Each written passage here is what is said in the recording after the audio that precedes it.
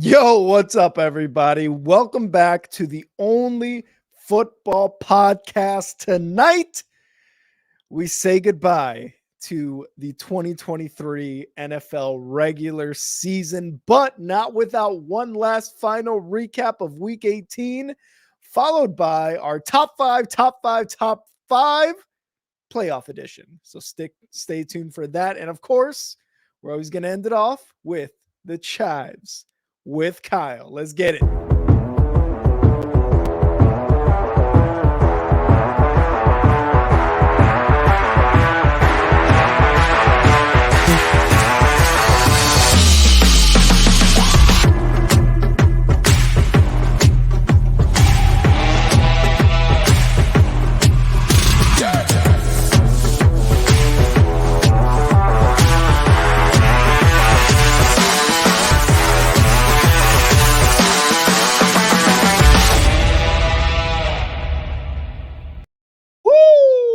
What is going on, guys? Welcome to the Only Football Podcast. I'm Kyle and that's Rick. I'm Rick, that's Kyle. And we had not just a crazy week 18, man, but we had the Titans beat Jacksonville and eliminate them from the playoffs. By the way, that head coach that pulled that off got fired today. We're going to get into all of it. Some of it makes sense and some of it doesn't. And there will be, just heads up, there will be some games that we talk about, and we're not gonna have much to talk about. So instead, we're gonna talk about the state of that franchise.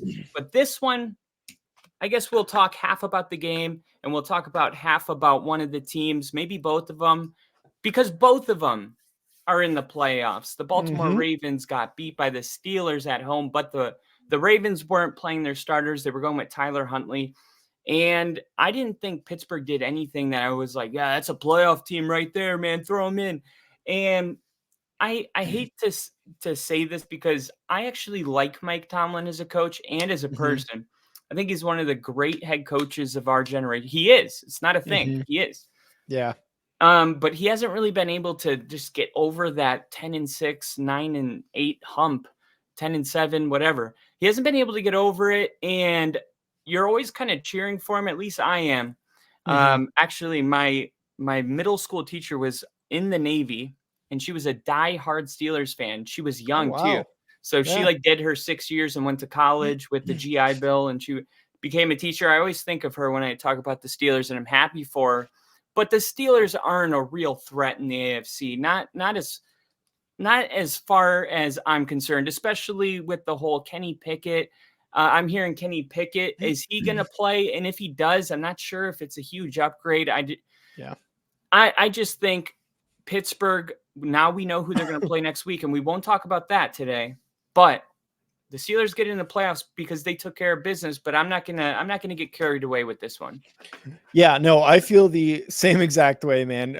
Mason Rudolph didn't do anything too crazy, although really when you look at what he did when he stepped in to this Steelers team, who was really without a solid quarterback, even with Kenny Pickett, even with Mitch Trubisky, he led them to those wins to get them in this position to be able to sneak into the playoffs, right? As far as impressive, like you said, nothing really is impressive about the Pittsburgh Steelers going into the playoffs or even beating a Baltimore Ravens team by only 7 points, and that was with their starters being sat. So again, like they're getting into the playoffs. It's a huge, good thing for them, really getting into this playoff team. 3 AFC North teams are getting into this, but they're not impressing. They're similar to one other team we're going to talk about, like the Bucks. The Bucks haven't really been impressing. They're division winners, sure, but like the way they did it was just not great. And they seemed like the most underwhelming team going into the playoffs. But the Steelers, again, not doing much. TJ Watt is hurt, so they're going to need a lot of help. They've had a ton of injuries.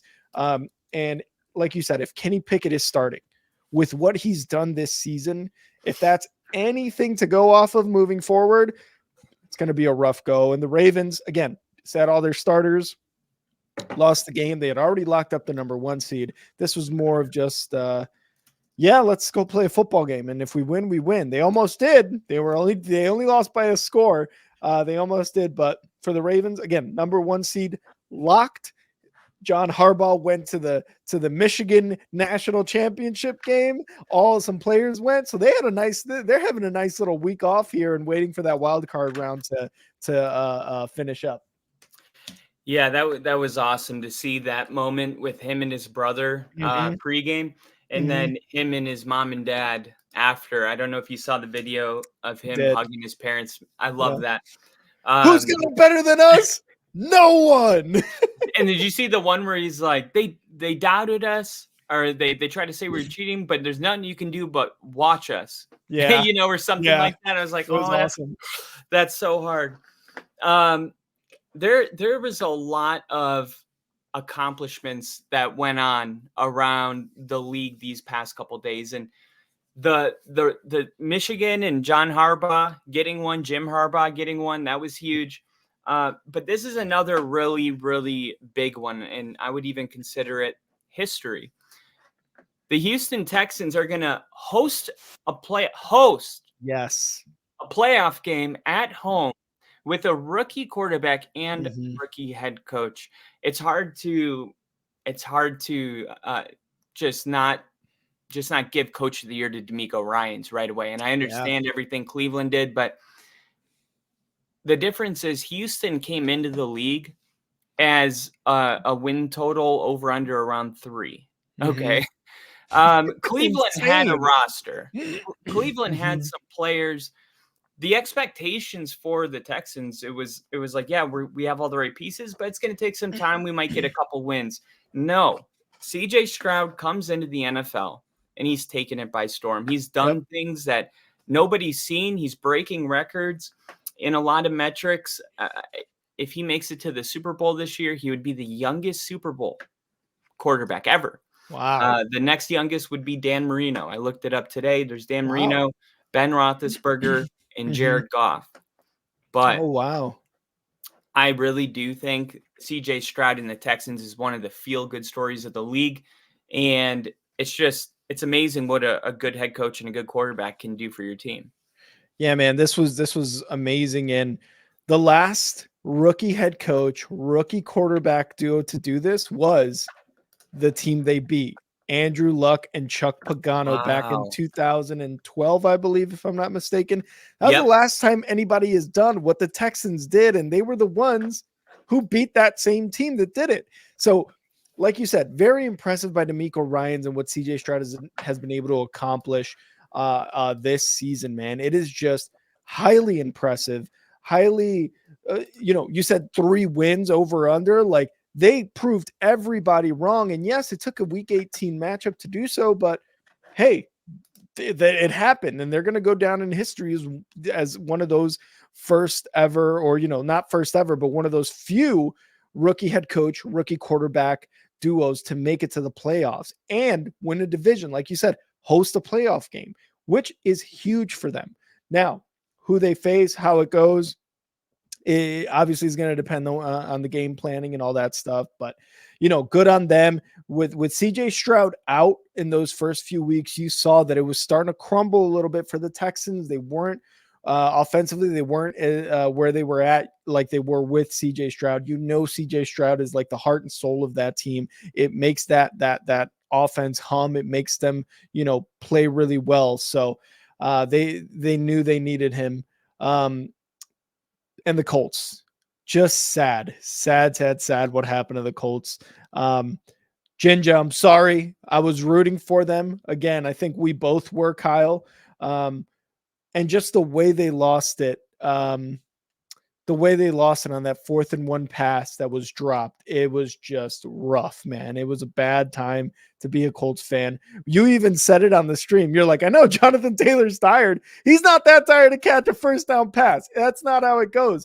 And for that to be the last play of this, like, kind of a magical season for the Colts as well, is it's heartbreaking. But at least, with Syke in there, the Colts have plenty to look forward to. And with Anthony Richardson waiting there, healing up from his injury, you can only hope that Steichen Richardson head coach quarterback combo is going to do damage in that AFC South. Oh, I can't hear you, Kyle. I think you're muted.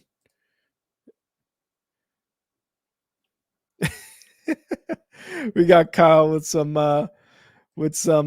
technical difficulties here. We'll get him back up here, but yeah, the Colts losing the way they did, it's rough.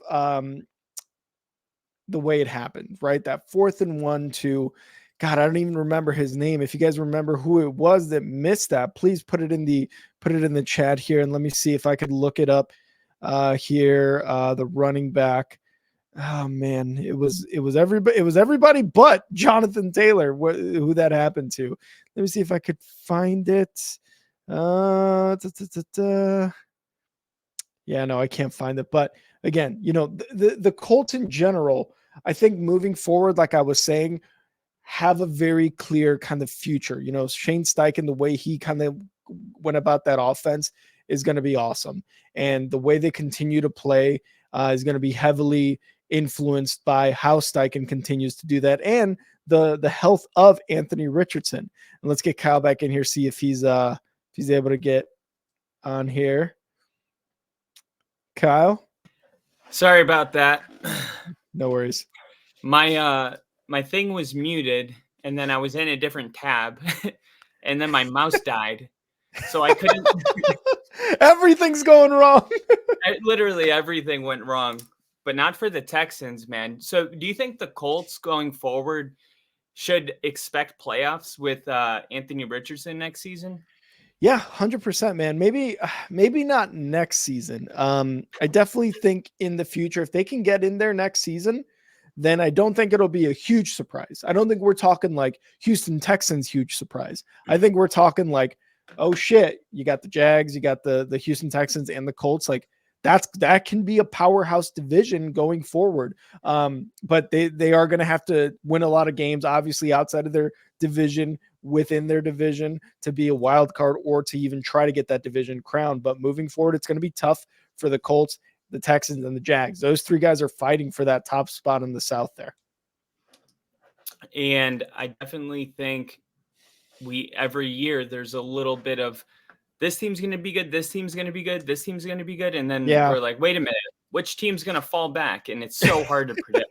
Always, you know what I mean? Because somebody yeah. falls back, but it never sounds good on paper. Like the teams that fell back this year, the Eagles, that went to looked good on paper. Like, yeah. It just shows how chaos the NFL really is year to year. Every time, dude. Every time we think we got it, we're wrong. Exactly. And here is another one that I did not think would happen. The Tampa Bay Buccaneers get into the playoffs without scoring a single touchdown. Insanity. Insanity. The Panthers couldn't get a single offensive touchdown. Like, I really just don't believe that the Panthers are in like good shape for the next couple of years, to be honest. Like, I don't think this is like a quick turnaround. And if you're a big Bryce Young guy, maybe you do. But let's go on the other side because it's a little more fun. Baker Mayfield gets a second chance at being a starting quarterback, and regardless of the division he's in, which later people, if the Bucs lose in the playoffs, the first thing people are going to resort to is like, people will be like, don't forget Baker was in the playoffs. And then people will be like, yeah, that was the worst division. Let's not take this away. It's hard to win any division, no matter what division you're in. Baker Mayfield, it's his first year on this team. It's not like he's been there for a while. So I do think Baker should be proud that he's led two different teams into the playoffs now. Yes. And he not even a starting quarterback, like a long-term starter right now. And I think Baker, if he could win this playoff game, where it's so hard not to combine it, but they're playing the Eagles next week, and the Eagles are 1-5 in their last couple of games. The Bucs, this isn't a confidence win getting you into the playoffs, but Bucs should be happy, I think, right? I think so too, man. We talked about Baker and, going to the Bucs and thinking, okay, this might be the last stop. He's just going to be a backup from here on out. The Bucks were thinking of going with another quarterback to start the season. Then Baker comes in, takes a starting job, has a pretty quietly good season. Like, we're not talking amazing or anything like that. Like a good season, a solid season for somebody, like you said, who's coming from another team into this brand new organization in his first year. So what he was able to do with Mike Evans, with Otan, Rashad White, like that team offensively still has a ton of weapons. You know, we talked about Mike Evans, a possible, more probable future Hall of Famer with what he's been able to do with his 1,000-yard receiving yards seasons. I'm sorry, and just what that offense was able to do. But Baker should have a lot of credit given to him for this team, because when we really look at the Bucks, man, their coach, not the best head coach out there. Really not the best head coach out there. And we already saw that Arthur Smith got fired. We already saw that the coach for the Panthers got fired, Frank Reich. So that's 2 of 4, right? The other one being Dennis Allen and this guy, I always forget his fucking name, Todd Bowles, for the Bucks. So this, like what he was able to overcome with some bad coaching and some bad coaching decisions, we should give him a pat on the back for that. So it's a great story that they won their division. It just sucks that they had to do it 9-0, which they're another team that are kind of, in a sense, limping in the playoffs because of their latest game, right? 9-0, you can't score a touchdown on the Panthers. Come on. Everybody can score on the Panthers.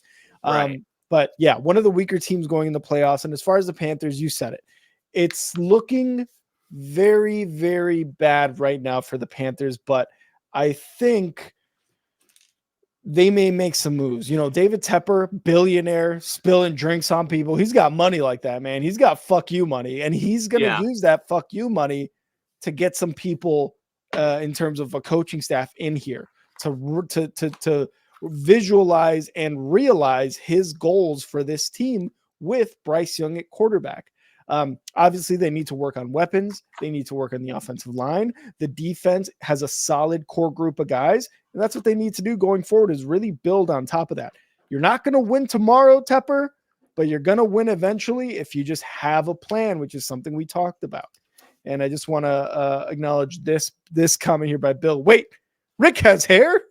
I told you, no Bears gear is touching my skin. Wait a minute. How are those two things connected? Oh, because you always wear a hat. Always wear a hat. See, I was in the Navy with this guy, so I've seen all of his hair. He's seen me with hair, without hair, if you call that hair, all that stuff. Bald. Yep. Huge. All right, so moving on, we got our next game. And wait, I don't want to jump the gun. Did you have anything else on that game? Nope. All done with the Panthers. Okay, so, and I guess I'll just put a bow on that and say, I don't know if this is going to work out for the Panthers, just because I don't know, man. There's just something about certain franchises where you just know it has a feeling it's going to work. Like when D'Amico went to Houston, I feel like we all knew it was going to work. And when CJ was drafted, we kind of knew it was going to work. Like Bryce Young kind of, to me, didn't feel like it was going to work. And the head coach they hired, he just did so bad in Indy for 4 years. Why would you hire him? And then they end up hiring him, 11 weeks, 9 weeks into the season. And to me, there's just there's no light at the end of the tunnel that I can see for the Panthers. And if you're a Panthers fan, I'm sorry, but there's always a couple of teams like that every year. And unfortunately, I think the Panthers are going to be one of those teams next year, because the damage that has been done by trading DJ Moore to Chicago and trading up to get Bryce Young from one bad quarterback mistake to another, it takes years for those things to work themselves out. So agreed. Patience is key. All right. Our next game is going to be between the Cincinnati Bengals and the Browns. The Bengals, they came out because they had something to play for. Jake Browning. I thought that the Bengals looked good, but the Browns are playing all of their backups. So nothing really to talk about in this one, because the Bengals did what you're supposed to do when one team isn't playing their starters. The only new information is that the Browns will be visiting the Texans in the wild card round. And Cleveland is going to be looking for its second playoff win in 3 years. Mhm. And Joe Flacco's playing at a high level. I'd rather spend this time kind of talking, seeing how what your feeling is right now on these Cleveland Browns as they get ready to hit the road. Do you think that they're the kind of team that could win a couple playoff games? Because I'm seeing people predicting the Browns in the AFC Championship game, Mhm. and I'll tell you right now, I'm not. So, and I thought the Browns were good all year, but Yeah, for sure. unfortunately, I'm not as high on Joe Flacco as some people. Yeah, and I don't think that you should be like, oh man, I have this hot take or anything like that either, because you have some people who are definitely on that side where they're thinking the Cleveland Browns will go, but I feel like a majority of people who watch the NFL are like, the Browns story is a great story. Stefanski, what he's done with this team is an awesome story, losing Chubb, all these other injuries. Like, it's great. You brought Njoku back with Flacco. They became an awesome pair. Amari Cooper is breaking records in a Browns uniform. Like, it's all a great story. Does that mean that they can get to the AFC Championship? Probably not. Can they win a game in Houston against the Texans? I think so. I think they're that good where they're not going to be a one and done, where they can go into Houston and beat a rookie head coach and a rookie quarterback when you have a Super Bowl winning quarterback there and a Stefanski who is outcoached almost everyone in the NFL, right? Like who has been able to outcoach them. But again, can the Browns reach the AFC Championship? In my opinion, probably not. Probably not. You are looking at very much plus odds there for the Browns to do that. But yeah, man, it's a great story. Flacco, like you said, is playing at a high level. He's able to overcome a lot of his turnovers, which has been amazing for him.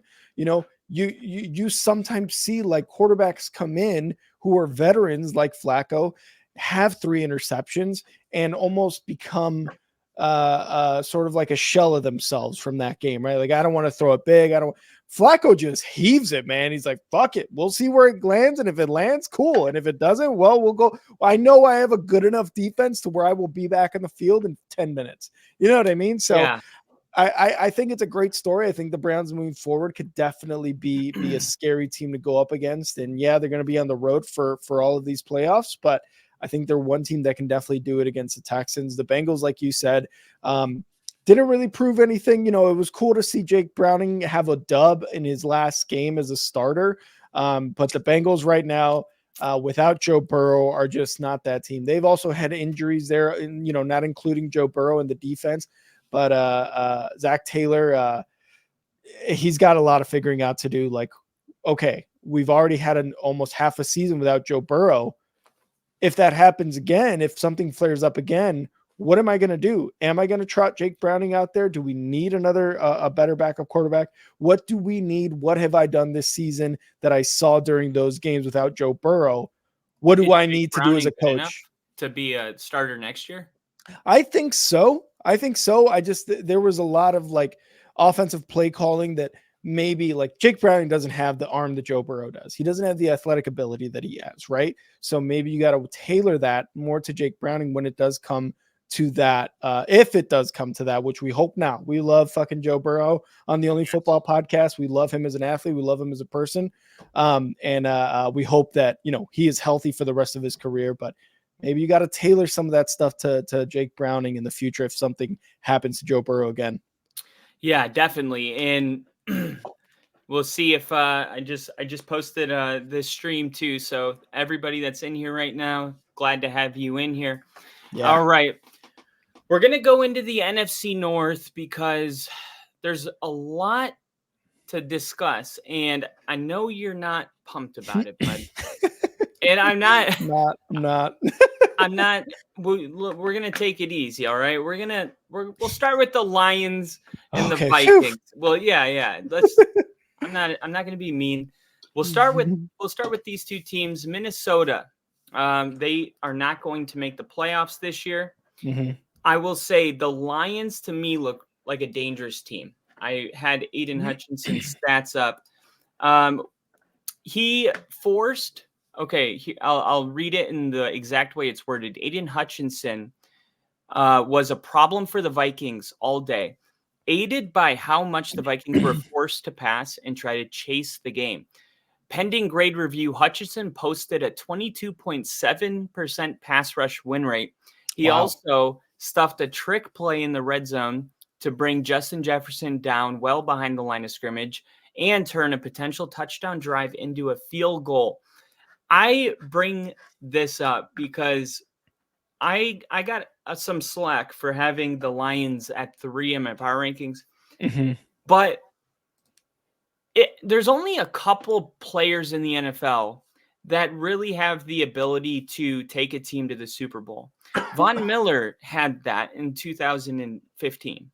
And we saw Aaron Donald do that too. I mean, he needed Von Miller, but I think Aiden Hutchinson is one of these guys like TJ Watt, right? And if you look at what TJ Watt's done for the Steelers, like they owe every win to TJ Watt, it seems like, because TJ Watt is such a menace when you watch the games that he just puts this, he's such a valuable player. Like he's legitimately like the most valuable player on his team. I don't know if it's in the league, but you can make a case that he is. The other guy is Aiden Hutchinson. Now he's still not getting that kind of, people know, but they're going to find out real quick. He's going to get a little bit better in the next 2 years, and he's going to be that dude, cover him at and bank it. I think that what the Lions are this year is if like the Steelers had a good offense. We would be really high on the Steelers. And the Lions at times, it seems like they're gambling a little too much, going for 2-point conversions, but it's part of their identity. Like you can't tell somebody not to be who they are. People can learn and grow, but it's kind of important to be authentic. And especially if you believe like we can win a Super Bowl the way we are, the gambling that we do, I believe in this freaking team, man. And I believe in Dan Campbell when he says that stuff. I think the Lions could go to the Super Bowl this year. If you ask me what's their ceiling, it's going to the Super Bowl. And I want to know if you agree with me on this, because I really haven't. There was one point in the season where the Lions were losing, but it just to me seems like they fixed it. Whatever it was, they were just having a bad couple games, like where every team in the playoffs has had a streak. Take your pick. Everybody's not looked great at one point, but who are these teams right now? Detroit, I think they're one of the best teams in the NFL. Yeah, and I was going to say the same thing, man. Like all these teams in the playoffs, they are not perfect. Even when you're perfect, we're talking about the 2007 Patriots. You're not perfect, right? Like you were not perfect. The way you got there is not perfect in every sense. You're not the University of Michigan, right? I'm just going to throw that in there. But you're not like that, right? You're not 100% perfect. You had those speed bumps. And the thing with me is why I don't truly believe the Lions to be a Super Bowl team is this NFL is highly, if not completely, relying on its quarterback play. And Jared Goff, as well as he's played these last 2 seasons in Detroit, there have just been times when he does not look like the competent quarterback that we see earlier in the season with Detroit or late in the season last year when, the Detroit Lions went on that run to really establish themselves as a team to look at for the next season and beyond in the playoffs.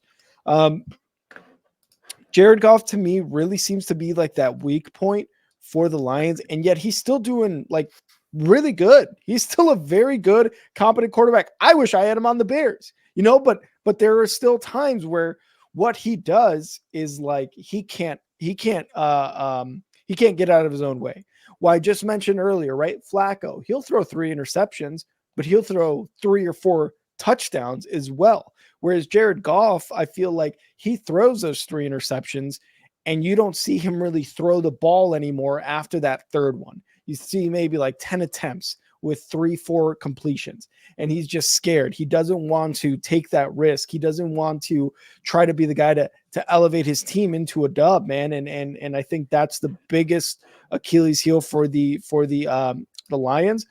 Do I think they can go far in the playoffs? I think I think they could. They have Dan Campbell there as a coach.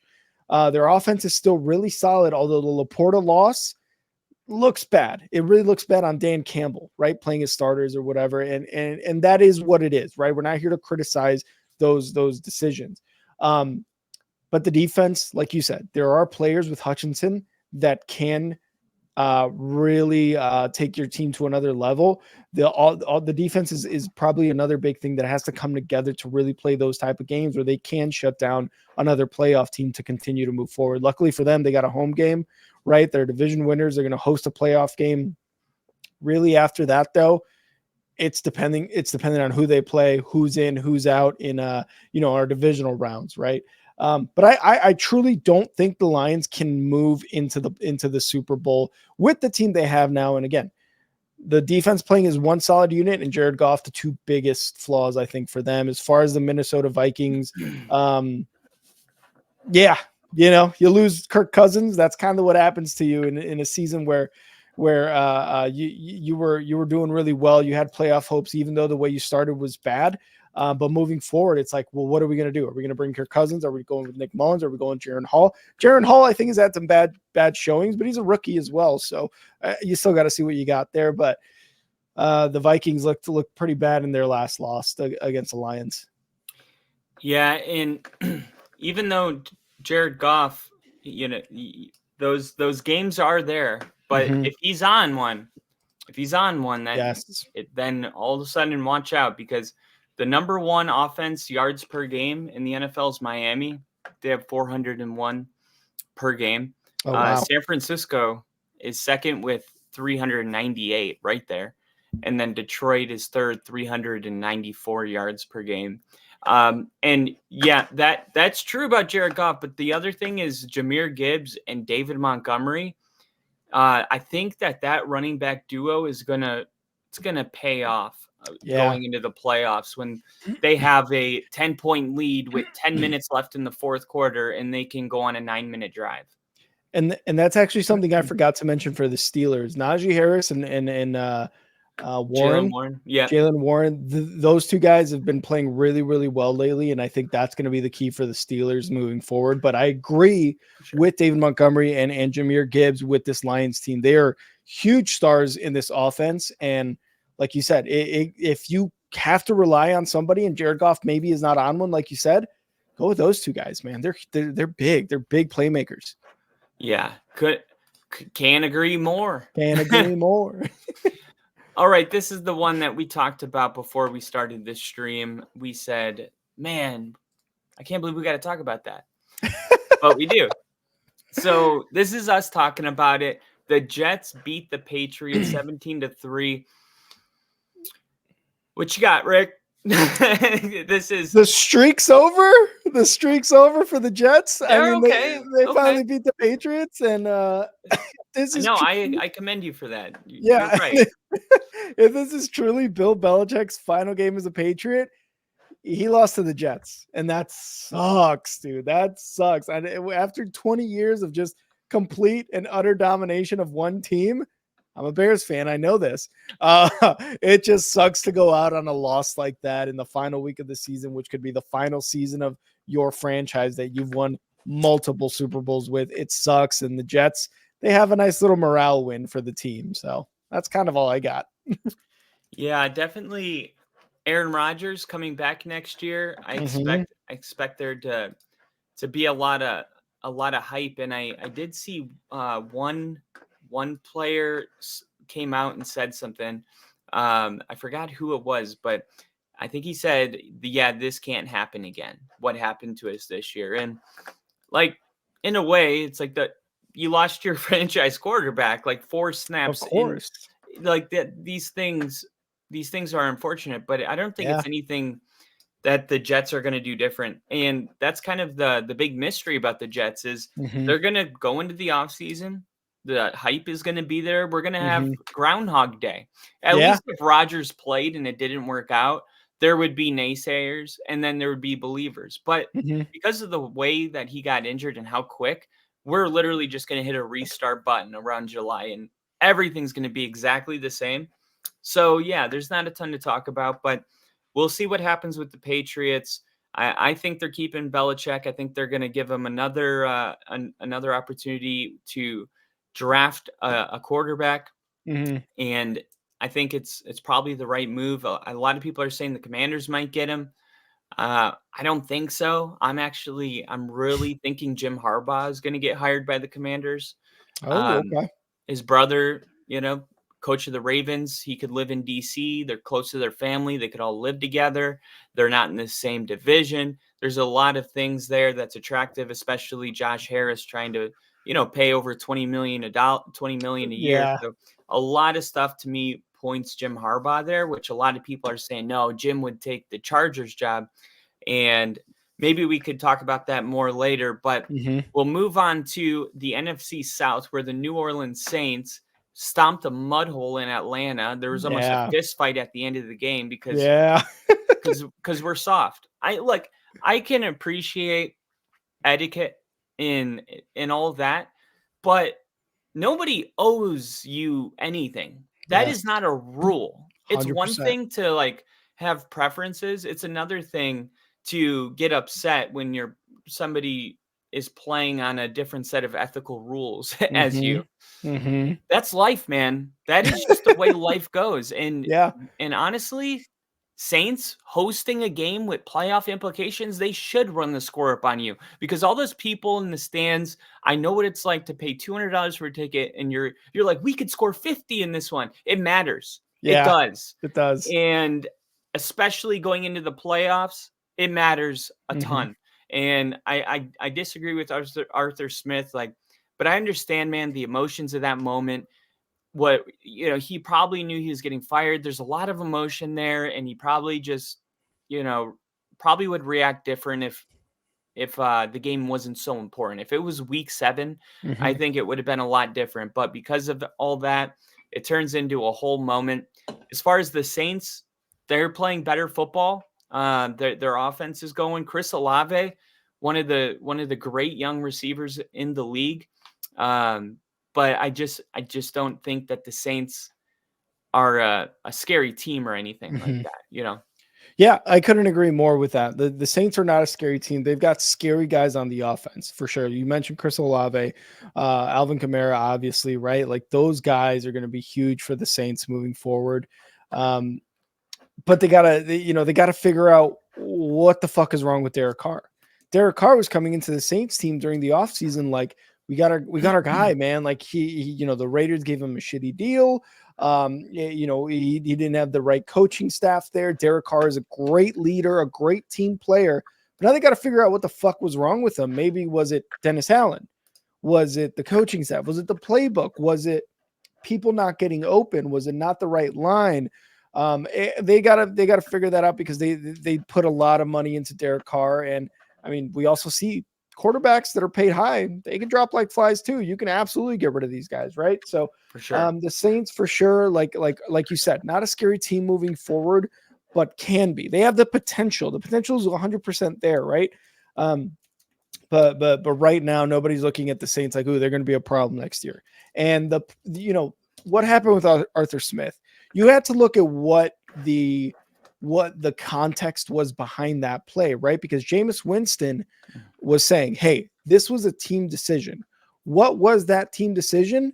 Jameson Williams, or not? Is it Jameson Williams or right? Jamal Williams. Jamal Williams. Sorry, Jamal Williams.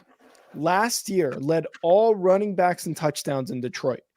This year did not have one single touchdown as a running back because they used him differently with Alvin Kamara there, right? Yeah. Did not have one touchdown the entire season. Jameis Winston said to get him in the end zone was a team decision in the huddle. So they lined up in victory formation there at the 1, and as a team decided that they wanted to get this guy who led the league in rushing touchdowns the year prior. Let's get him his first touchdown of the season in week 18. That's exactly what happened. The team decided that. So that was the context behind that. Dennis Allen had no idea. Dennis Allen had no idea. He thought victory formation sick. And a lot of people were saying, okay, well, why didn't they just line up in a regular formation to give Arthur Smith that, hey, we're going to go for it? Well, Dennis Allen would have called a timeout.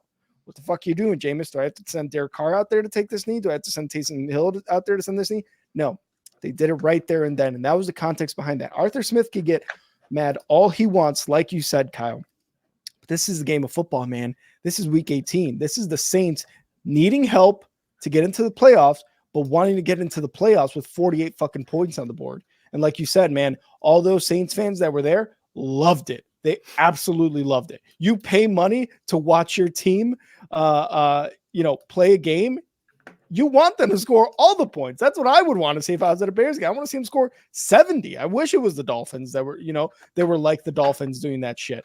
But yeah, man, Arthur Smith and Dennis Allen also knew. Not only did Arthur Smith knew that he was going to get fired, Dennis Allen also knew, and that's why he came to the handshake, being like, "Hey, man, I'm sorry, that's not who we are," in the press conference, whatever, this and that. But again, if you're Arthur Smith, man, the Falcons and the Saints have bad blood between each other. That's the NFL, and that's the rivalry for you. The Falcons, got rid of Arthur Smith, like you said, and yeah, they've got some question marks. The biggest one being the quarterback. Second biggest one, or maybe they go hand in hand, really, is the coaching staff and what they're going to do moving forward with that. So the Atlanta Falcons have way more question marks than the New Orleans Saints do, in my opinion. Yeah, the Falcons go down in epic fashion. Yeah, and I do think they have all the tools too to be good next year. So I think they revamp. I think they're going to get a quarterback, maybe Justin Fields if the Bears want to draft one. I think he'll flourish there. Mm-hmm. A lot to look forward to if you're Atlanta, because there's just so much talent, and that's part of why Arthur Smith was fired. And I know I posted that I think Arthur Smith would have had more success with a better quarterback, and somebody commented, there's all this talent. And I could see that side of it, like. He underachieved with the amount of talent he had, but you can't underestimate how difficult it is to make the playoffs with Desmond Ridder and Taylor Heineke, right? 100%. So I just always feel a little unsettled when any coach gets fired and he never had a quarterback. Because it's like, of course, it's a death sentence to be a head coach without a quarterback. Yeah. So it really is. Let's talk about a coach that is missing the playoffs with a quarterback. The Tennessee Titans at home spoiled Jacksonville's divisional hopes. For the second straight year, the fate of the AFC South came down to Week 18, but this time it was Jacksonville that fumbled away the division. Last year was Tennessee. Turnovers and a leaky defense led to a season-ending defeat for the Jags. They had 2 turnovers plus 3 turnovers on downs, so that's 5. They gave up 175 rushing yards and surrendered Tennessee's highest point total of the season. Evan Ingram's second quarter drop led to an interception and a touchdown, and it kind of started the fallout. I was just surprised that Jacksonville won, but I was not surprised that Jacksonville lost, but I was not surprised that it was a close game because they're coached well, right? And I officially cannot say that anymore. Because that coach is not there. And this might be 10 years from now, a decision that we look back to this day. This happened today, 12 hours ago, about less. Yeah. We're going to look back on this and say this was a turning point of their franchise, depending on who they hire next. Because it's just rare to get a guy that's coach of the year 2 years ago, and then he is out of a job in 2 years. Yeah. I just brought up a lot. So just go ahead. How do you feel about the game? And then Mike Vrabel, of course, being fired. Love your opinion on that. Yeah, I'll start with the Jags, man. It sucks what happened with how well Trevor Lawrence has been playing, how amazing that transition from their old head coach Myers to Doug Peterson, how great that was for that Jacksonville team, right? Really in the offseason, right? Like how awesome was that to have a Super Bowl winning coach is now your head coach for a 3rd year, 4th year quarterback, right? Like now the wheel started turning and everybody in Jacksonville was like, oh, hell yeah. We've got our coach. We've got our quarterback. We've got Calvin Ridley coming back. Like this is like the season that we've been waiting for since Blake Bortles took us to the AFC Championship, right? Like it's been a while. So for Jags fans, they were like ready to celebrate. You had Pete Prisco saying that the Jags are going to the Super Bowl. You know what I mean? Like we were talking about the Jags Super Bowl. So it was like a huge, huge season, a huge turn of the tide for the Jags. Guilty. But kind of like what Crafty said, that team died at the last third of the season, man. And really, what was it? It was the Trevor Lawrence injury. You know, you had CJ Beathard there, playing. He came in for him in that game that he got injured. And then Trevor Lawrence said, fuck it, I'm going to play through it. And that was not the correct decision. Granted, these guys are athletes. These guys are competitors. They know their bodies. They know what they can and can't do. They know their limitations. Unfortunately, it just didn't work in the way that Trevor Lawrence wanted, which was leads his team to the playoffs. So that's going to suck because they have a lot of good weapons there. Their defense is very good, and the effort just was not there at the last third of the season or so in those few games, which sucks. And to lose against the Titans, right? The same team you eliminated from the playoffs last year, it's got to hurt even more. So the Jags, I think moving forward, will still be a very good team. I can 100% see them in the playoffs next year. Because I think another year of another offseason under Peterson, right? Trevor Lawrence is healthy. All those weapons you got there, like it's just going to go up from here, in my opinion. Now, the Titans. One of the dumbest moves I think I've ever seen in the NFL.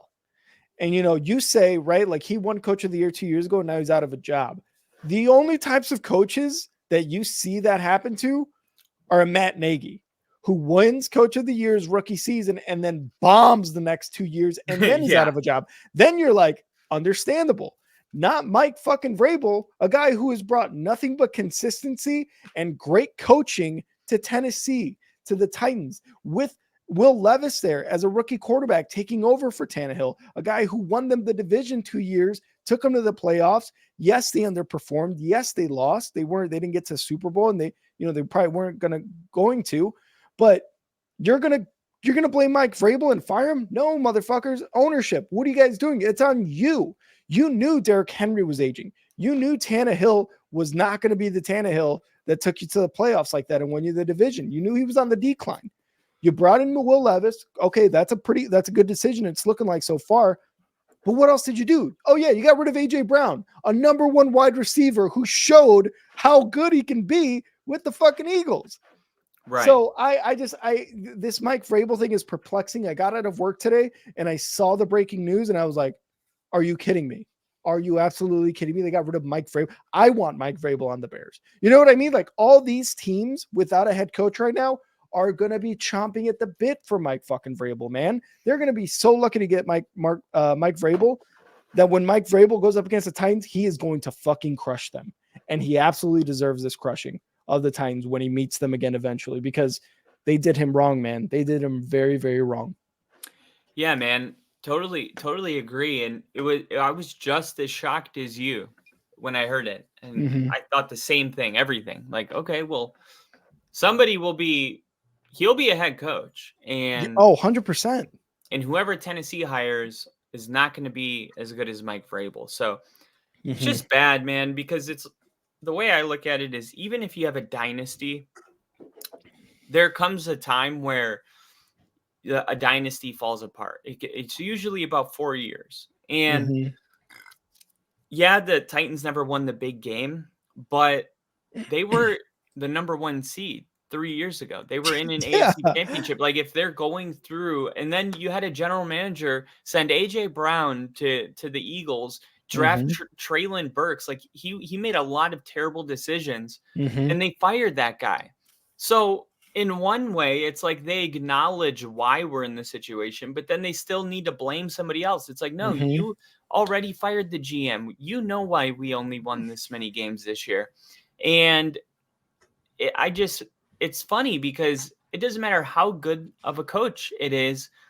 If you lose, you get fired. And I do think sometimes it's just, okay, well, are you going to give them time to like get their shit together and get a couple good drafts and make some moves. Like you had no problem with them when they were winning. And now the second they start losing, it's like, what have you done for me lately? You're fired.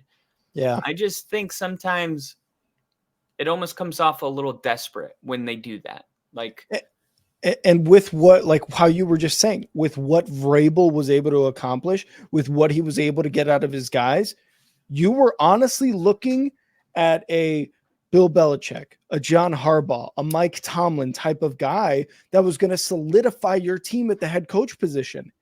And just like Crafty said, he's not going to be unemployed for long. And whoever gets him is going to be so lucky. So lucky. And yes, it is driving me to drink, Crafty, 100%, because I want him now. Yeah. And I was saying, I posted that meme of like, I don't know about that, Jim. Because I was like, yeah, the Bears, I think Mike Vrabel's a great coach, but do they need a defensive coach right now? Yeah. Maybe an offensive guy would be better. But if you did get him, somebody. yeah, it would be, it would still be like a good day if he was hired. But yes. I would much rather get, who's the best offensive coach available right now? Probably Ben Johnson. The OC head coach candidate. Yes. Probably Ben Johnson. Yeah. I think they need to draft Marvin Harrison, invest in Justin Fields, and get an offensive guy. That's what I would do if I were the Bears. And then defensively, I wouldn't change anything. But they fired Eberflus, so not yet. Oh, you guys might be running it back. I think so, and we'll get into that here in a bit. I did just want to say my last bit on the Titans was oh, you want to talk mothers?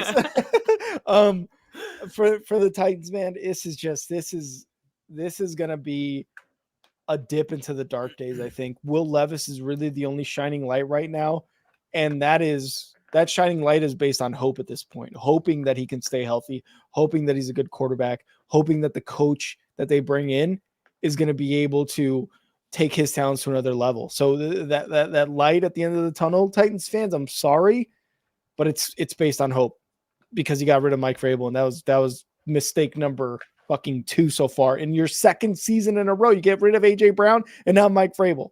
Insanity. Oh man. So much like good and bad all at the same time in week 18 recap. Let's do some more good and bad. So the Cardinals get beat by the Seahawks. It looked like the Seahawks were going to win this, or it looked like the Cardinals were going to win this game. Yeah. Arizona pulled off a fake field goal and took a 20-13 lead on it. And it looked like the Seahawks might not need the Packers to lose against the Bears in order to get into the playoffs. But in that moment, Smith and the Seahawks capitalized on a missed field goal, and they covered 67 yards in 4 plays with a gorgeous pass to Tyler Lockett to make it a 20-9 game. Pete Carroll is, of course, getting a little bit older. This is what he had to say. I'm not worn out. I'm not tired. Simple. So there had been some storylines. It was reported by Ian Rappaport and Tom Pelissero on Sunday that the Seahawks are always evaluating and updating a contingency plan in the event Carroll decides to walk away. So that's the reason that Carroll was asked about this. And he said, I'm not worn out. I'm not tired. I'm not any of that stuff. I need to do a better job, and I need to help my coaches more. And we need to do a better job of coaching. There's a lot of area for improvement, a lot of dirty hands on the Seahawks. And there's going to be questions about Geno Smith and what they do going forward. But I think for Arizona, I don't know. I feel kind of good about them going into next year. Do you get that feeling at all? Yes, 100% agree with that. And this was in a season where we were like, are they going to move on from Kyler? Is Gannon going to be the answer? And, maybe they move on from him. Is a rookie quarterback make sense with a second-year head coach? Blah, blah, blah. No, man, Kyler looked good in his games. He looked really damn good. He looked like Kyler of old when we were all thinking like, fucking Arizona got their guy. That's it. They're headed to the promised land with this guy. He's looking really, really good. And obviously a lot of what was going on in the offseason with Kyler that we were kind of getting cold on him was like his attitude, his contract talks, all that stuff. Obviously, the head coach who was fired was also kind of a problem, even though he looked really good when he had just gone to Arizona. But man, they look good, and with Gannon there, they look like a pretty well-oiled machine on the offense. They got James Conner, who's an absolute bulldozer of a human being. Kyler Murray still can't see over his lineman, knows where his receivers are going to be, though, and they've got some other weapons there to complement him. I think the coaching so far looks very promising. Kyler is looking better than ever, and he's still got some like I said, like some weapons there. Oh my God, I forget the weapons that he has, a tight end especially, but he's got some guys that he can rely on moving forward. I think the defense is going to be obviously a huge question mark, because when you're letting up like 30 points to the Bears, not a good look, but the Bears are also pretty solid offense when they want to be.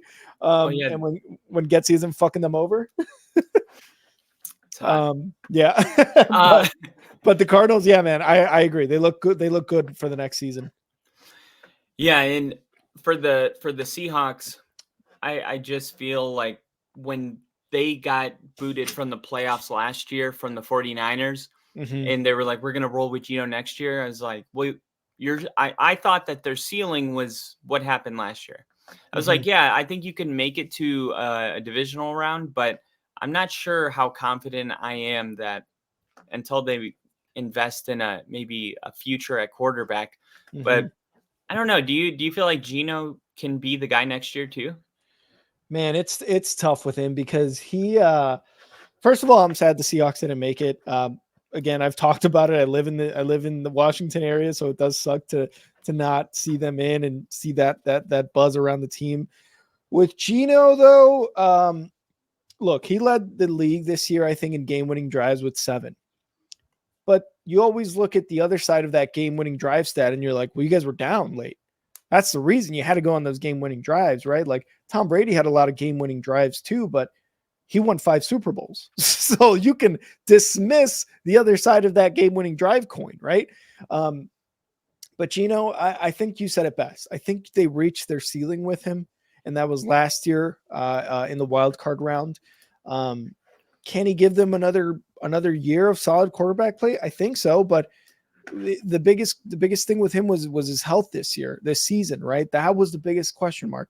Can we do it? And then you bring in the other quarterback. He had that game-winning drive, Drew Lock, right? And he was able to make some moves. He was able to get a game-winning drive, but it really did not feel like the same team without Geno Smith, offensive wise. Now I've talked to Seahawks fans around here, and they still think that other than the quarterback, there's still holes to fill in the defense. There's still holes to fill in the offense. As far as their skill players, I think they're set. Jackson Smith and Jigba, DK Metcalf, you throw in Lockett or whatever, however long he's going to be there. Kenneth Walker, Charbonnet, like those skill players on that side look good. And you've got some really good studs on the defense, rookie Witherspoon there, as well as Brown. Like those guys look really good. But I'm going to go with the Seahawks fan. They still have a lot of holes to fill to make that team a complete team. But I think with Pete Carroll there, I think they're pretty good. I think they're pretty solid. I think they can continue to be somewhat of like a Mike Tomlin Steelers team where they're not where they're not going to completely fall off in a year. But they'll be very competitive and will always be like a sneaky team in the NFC to get into the playoffs. All right, Rick, we have to do it. Ooh. We got to talk about it. The Chicago Bears and Green Bay Packers had to play each other on Week 18, and Jordan Love shined as the Packers clinched their playoff spot. It was a chippy game, and it did go a little bit back and forth, but so did Green Bay's season. They did not look like a playoff team around Week 5. Week 6, Week 7, and then they had a couple games and Love kind of turned a corner, but then they dropped 2 and went to 6 and 8, and then they won out. So Jordan Love does something Brett Favre and Aaron Rodgers haven't done, and that is take the Packers to the playoffs in his first season as a starter, and he did it by throwing the second most touchdown passes in the NFL, even over CJ Stroud and all those other guys. So I I'm blown away. It's Yep. just another story. It's another story of a young quarterback just exceeding all the expectations. And I did predict he was going to be good. And I remember in the offseason, Colin Cowherd kept talking. He became obsessed with Jordan Love, dude. He was talking about him like every day. He's like, I just feel like you know who he is. You know who he is. You're not going to learn anything new. It doesn't take long to know that you have a franchise quarterback and all of that bullshit. And it's like, dude, let him have a year. Like, let him go out there and do it, because he did.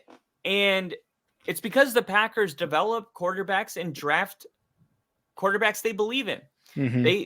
Aaron Rodgers was a first-round draft pick. Jordan Love, first-round draft pick.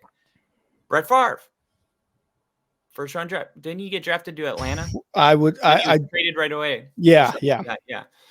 But that's the recipe. Just don't throw him out there. And Matt LaFleur, man, credit Matt LaFleur, because he's like learned on the way. Like sometimes you gotta get ready on the way. Like girls doing makeup in the car while you're driving to Thanksgiving. Sometimes you got to just get ready on the way. And it seems like Matt LaFleur, although there were speed bumps, found a way to get all the way ready by the time they arrived at the playoffs front door. And because of that, I am really impressed by that coaching job. And I think it's a coach of the year candidate. And I'll let you talk about the Bears, but Luke Getsy definitely should be on the hot seat. I think that we should move off Ryan Poles and maybe even Eberflus and focus on Getsy, because that seems to be the real issue with the Bears, is finding somebody to come in and reimagine this offense and find somebody with new ideas and creative ways to showcase the elite skills and talent that Justin Fields has, because it's all in there. And they just need to find the right guy to come in and pull it all out, and the Bears will win the division. I mean, it could be that easy. Yeah. And I'm going to start off with complimenting for the P really quick. Okay. But I'm going to do it super quick because I actually really want to hear all this. Sounds good. I'm going to start off with complimenting the Packers. The Packers are 10-0 under LaFleur against the Bears. The Bears are winless against them. That just goes to show you how consistent that coaching is for the Packers. It shows you that, kind of like what Kyle said, you draft a guy that you believe in and you let him sit, you let him play, you let him do whatever it is you do. There's plenty of ways to go about having a quarterback play good. Peyton Manning started his rookie season, sucked, became a Hall of Famer. Tom Brady had to wait behind whatever his name was, had to wait behind him until an injury happened. He got it, Hall of Famer, right? Like Drew Brees broke his shoulder or his Tommy John, whatever the hell it was. You thought he was done. Has a Hall of Fame career and won a Super Bowl. There's plenty of ways to go down this journey of a quarterback, and the Packers have been able to do so for 24, 28 years now with two, and now they have a third one here in the waiting with Jordan Love. Jordan Love has had an amazing last few games, really latter third of the season. And that's why the Packers, he's one of the reasons why the Packers are where they're at. The defense under LaFleur, because LaFleur did say he was going to take over some of the defensive play calling, has been better going into this playoffs. You feel a certain, if you're a Packers fan, you feel a certain reassurance that going to the playoffs, you're not going to be a one and done team with how the Packers have played defense these last couple games, right? Yeah. Keeping the Bears to 0 touchdowns and just all field goals. I forget who they played last week, but also, kind of putting on a clinic against that team too. So Vikings, thank you. So this just goes to show that whatever the ownership is doing at the coaching position, or whether it's the president, CEO, they just suck.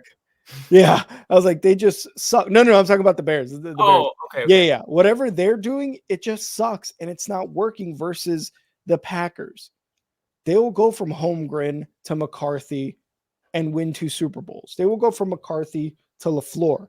They haven't won a Super Bowl yet, But with Jordan Love there under LaFleur, it's looking pretty damn good that they're going to get there eventually. Just the way they go about it, the way their organization goes about it, it just seems like one of these top tier teams that you see in the NFL and you hear about it, and the Bears are not it. So I want to compliment the Packers because, one, Kyle's entire family is a Packers fan, so I got to respect that. Two, doing this podcast, I'm no longer one-sided on the Bears. I can't just be a Bears homer. I've got, don't you fucking do it, Kyle. I will kill you. It's playoff time, baby. I gotta go. Dude, this is when I shift. This is when you shift. But doing this podcast, you gotta give credit where credit's due, and the Packers deserve all the credit for the third straight quarterback. It's looking like they have a really good guy there in Jordan Love. So again, all the goodness to the Packers. You get nothing but high praise from me for doing what you've been able to do, looking like a lost season, a rebuilding season, really, with LaFleur and Jordan Love and the defense, and you turn it into a playoff season. So good for them. Now the Bears. One of the reasons, Crafty and Bill pointed it out earlier, why you see my hair, I am not wearing a hat. I told Kyle this on the stream, and you guys saw my short on the Only Football Podcast page of how irate, how mad I was about the Bears' loss against the Packers, because it's happened for 10 times in a row now. I'm not wearing anything Bears on my body. I'm not letting any Bears merchandise touch this beautiful skin of mine until they win 5 games. That'll be week 18. That'll be the 2025 season. I'm not wearing anything Bears. And Kyle said, hey, it's going to change at the beginning of the season. Maybe, but I doubt it. I'm really going to try to hold true to this, because what the Bears have done with this franchise against the Packers has been absolutely embarrassing. What the coaching staff has done against this Packers, every coaching staff for the last 5-6 seasons, has been embarrassing. There is nothing good that has come out of any Bears coaching decision this year against the Packers. They looked completely unprepared in week 1 against them. They looked completely unprepared and overmatched this past week 18. They looked bad, man. This is your rival. This is the longest rivalry in NFL history, and you should know that, and you do know that. Ryan Pohl's press conference as the GM said, we're going to beat the Packers, we're going to take the North, and we're never going to give it back. 0 for 2 so far, my friend, and 0 for 4 against the Packers. You just won your first NFC North Division rival game this year with you and Eberflus as a GM coach since the beginning of last season. You just won it, and you won 2 or 3, whatever the count was. So, look, Getsy, he's gone. 100% he's gone. There's no way they keep him after 2 unsuccessful offensive coordinator years. You're supposed to turn Justin Fields into this weapon. You looked like it was promising last year. You come into this season, and he has such up and down games that it's ridiculous that you're calling for Justin Fields' head. But Luke Getsy, gone. Complete insider for the Packers, in my opinion, for the Bears. Complete fucking double agent. Eberflus, all signs are pointing to Eberflus staying, and while I am so mad about that, I have to kind of step back and take a look at the bigger picture. What he did with the defense has been good. Obviously, you can't do it against the Packers in this week 18. Again, another reason why I think the coaching has just been unprepared for so many games this year. But you got to look at what he did with the defense. There's some coaching decisions and there's some continuity that you have to keep there with the team to kind of keep them together. While I don't love that idea, while I don't love that Eberflus is probably going to stay, I think the continuity part may be a good thing. But Kevin Warren, our president, CEO, has not been 100% on board with Eberflus. Got Jim Harbaugh there waiting after winning a national championship. Does he want to come back into the NFL and cross the Super Bowl off his list after he got a national championship? You got coaches waiting. You got Vrabel, who just got fired. You got offensive coordinators who are 100% being scouted to be head coaches. So the fact that Kevin Warren, a guy who came from the Big Ten and made ridiculously good moves for that Big Ten conference in college football, is our president CEO, he's not going to take shit from anybody. I truly believe that. And I hope to God that is the case moving forward with the Bears. Ryan Poles, I enjoyed all of his moves so far. The only one that really comes to mind that was a big swing and a miss has been the Chase Claypool thing. But so far, It 3 happens. swings and misses. Yeah, 3 swings and misses Okay. on one guy for 3 teams. So I can live with that. Yeah, I mean, where's Chase Claypool right now? Buried at the depths of Miami. Buried. In Miami, which is all that matters. Yeah. Great owners still make mistakes, but they pivot from them faster. And Exactly. that's a good sign that, you're not talking shit about this guy that's still on your team. You're talking about a Mhm. guy that they already got rid of because they're like, yeah, we'll take the L. Exactly. And that's why Look I'm at like, Sean Payton moving off Russ.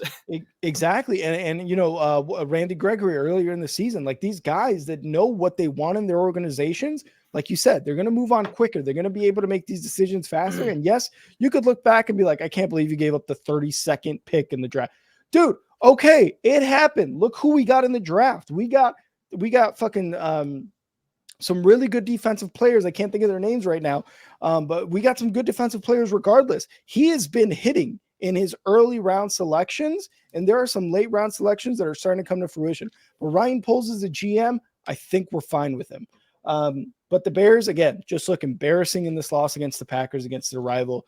You got Justin Fields talking in his post-game presser about, hey, if this is the final rodeo, thank you to all Bears fans. I tried my best, this and that. We'll see what happens. Yeah, man, that was I had my angry rant in that short I posted, and I've got my more I love calm that down rant. That is pure unfiltered Bears fan Rick for you guys right there. But the Bears were embarrassing. They go into an offseason with still the same questions we've had for decades now. But there's some players on here that I really, really love, and DJ Moore, some of the defensive guys I really, really love moving forward. Resign Jalen Johnson, though. Poles. Come on. Okay. Do it. Okay. So you want Jalen Johnson re-signed? I want Jalen Johnson re-signed. He was one of the top cornerbacks in the league.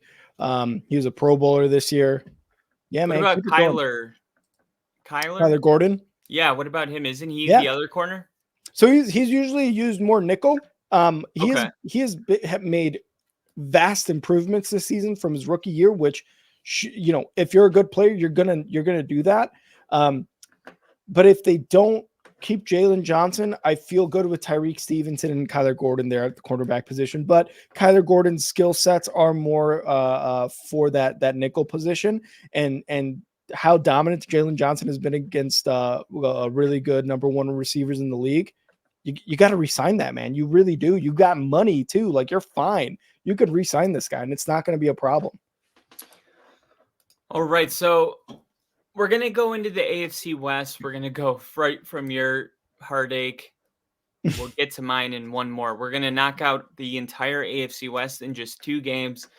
We'll start by the Chiefs getting the win over the Chargers. The biggest story in this one is Chris Jones played long enough to get his important sack. Mm-hmm. Chris Jones didn't play with the starters in Kansas City season opener while holding out, but he did suit up while many of the team's first stringers rested during the finale. Jones played deep into the third quarter in search of, at the very least, a half sack to bring his total up to 10 and earn $1.25 million based on an incentive in the 1-year deal he signed. On his 43rd and final snap, Jones took down Chargers quarterback Easton Stick to hit 10.5 sacks this season. The big play forced the Chargers into a third quarter field goal to keep Kansas City in the lead. I bring that story up because that's really the story in this game. I mean, Easton Stick, the Chargers, they've already moved on and turned the page, and the Chiefs are getting ready for the playoffs. Yeah, man, that was big for Chris Jones and what he was able to do for his season. And it was like an off season where they were like, do we bring him back? Is he a liability? Is he going to be good? So the fact that he was able to do that and get that extra bonus, good for him, man. But the Chiefs, they get the 3rd seed now with this win. So they're locked into it. Or were they already locked into it, or did they lock into it because of this win? No, they were locked into it before the game started. Okay, so they didn't even really need to do anything, and you saw that they trotted out their second stringers. Wasn't Patrick Mahomes, wasn't Travis Kelsey, but Chris Jones, the only starter, one of the only starters that really wanted to get that extra sack for his money's worth. But the Chiefs beat the Chargers, and yeah, man, they're going to be in the playoffs, and let's not forget. Chiefs in the playoffs are scary, regardless of how they ended the season, regardless of how their season went. But we still have to look at what they were able to do last year with a very minimal amount of playmakers on their side of the offense versus now where they got a Rashee Rice, where Travis Kelsey, yes, he's at a down season, but Travis Kelsey in the playoffs, man, he's a different animal. So very much looking forward to how the Chiefs perform in the playoffs moving forward. The Chargers, another loss with Easton Stick, man. It is what it is. You get rid of a coach, a few weeks before the end of the season. This is kind of what you get. And of course, your star quarterback is hurt. Yeah, that's kind of how it's going to go. But even before that, there was plenty of questions about what's going on with Eckler. What is going on with Allen? Why are there people dropping passes? Why are there people fumbling? What is going on with Staley and why is he making these decisions? And obviously the quickest decision you can make is to get rid of Staley, which they did. I feel like Herbert has been a victim. He's obviously a very good quarterback, threw for 5,000 plus yards in his rookie year. But man, it seems like he's a victim of just bad coaching. And Staley finally out of the building. Chargers are going to be someone who are in the head coaching market and really just the coaching staff and general market for their beautiful young Herbert quarterback, their beautiful boy there. And I'm hearing Jim Harbaugh. That's actually the favorite landing spot for him is in LA. So we'll keep an eye on that and let you guys know. But the Chargers have plenty of good weapons there. Their defense, while it gave up a ton of yards and gave up a ton of points, they were getting sacks, man. Khalil Mack there was a fucking force to reckon with. They've still got what's his name, Joey Bosa there. Like these guys can make and wreak havoc for offenses, but they've got to figure out what's wrong with their defense in terms of why are we giving up so many yards? Are we too focused on trying to get to the quarterback and completely missing run plays? You know what I mean? Like, are we stopping the run enough? Are we trying to do this enough? Is our secondary playing well enough? So I think an entire coaching switch may be able to get them to that next level because really the pieces are there for the Chargers. And it seems like the pieces have been there for the Chargers for at least 15 years, but it just always seems to be a coaching issue that can't get them over the hump. But the Chargers look decent going into the offseason. Again, just the whole coaching turnover is going to be the big thing that they're going to focus on, but they've got the weapons. They've definitely got the weapons.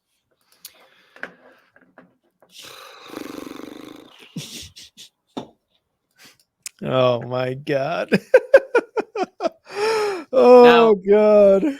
I don't really care. Mm-hmm. But at the same time, I care. Of course. Yeah. The Broncos, they didn't get any consistent offensive output on Sunday. Jared Stidham did lead a late touchdown drive to shrink the deficit, but it wasn't enough. And the Broncos finished their season with an 8-9 record. Their 7th straight year with a sub 500 record. And Stidham, starting against the team he was on in 2022, finished 20 of 34, 272 yards, a touchdown, and a pick. But outside of the 2 touchdown drives, Denver only had 127 yards in 8 drives. 51 of them came on that drive that ended on a failed 4th down conversion. Denver got a better draft pick. You got to find those wins. I mean, if we win this game, nothing happens. We have a winning season and we end the streak against the Raiders. But both those things hold no value going into next season. I would like to beat the Raiders, but since we didn't, we actually jumped the Raiders. We draft in front of them, and they're going to be trying to draft the quarterback. So that's actually kind of important. But yeah, I think that the Raiders should stick with Antonio Pierce. I know they're going to be looking. I made a video about this, how the Mark Davis loves to get a big splash hire, Josh McDaniels, John Gruden.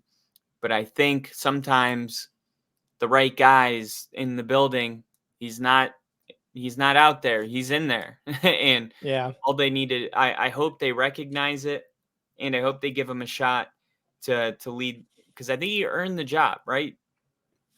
Would you Yeah. say that he should be, like, would you go as far as to say he should be the head coach next year?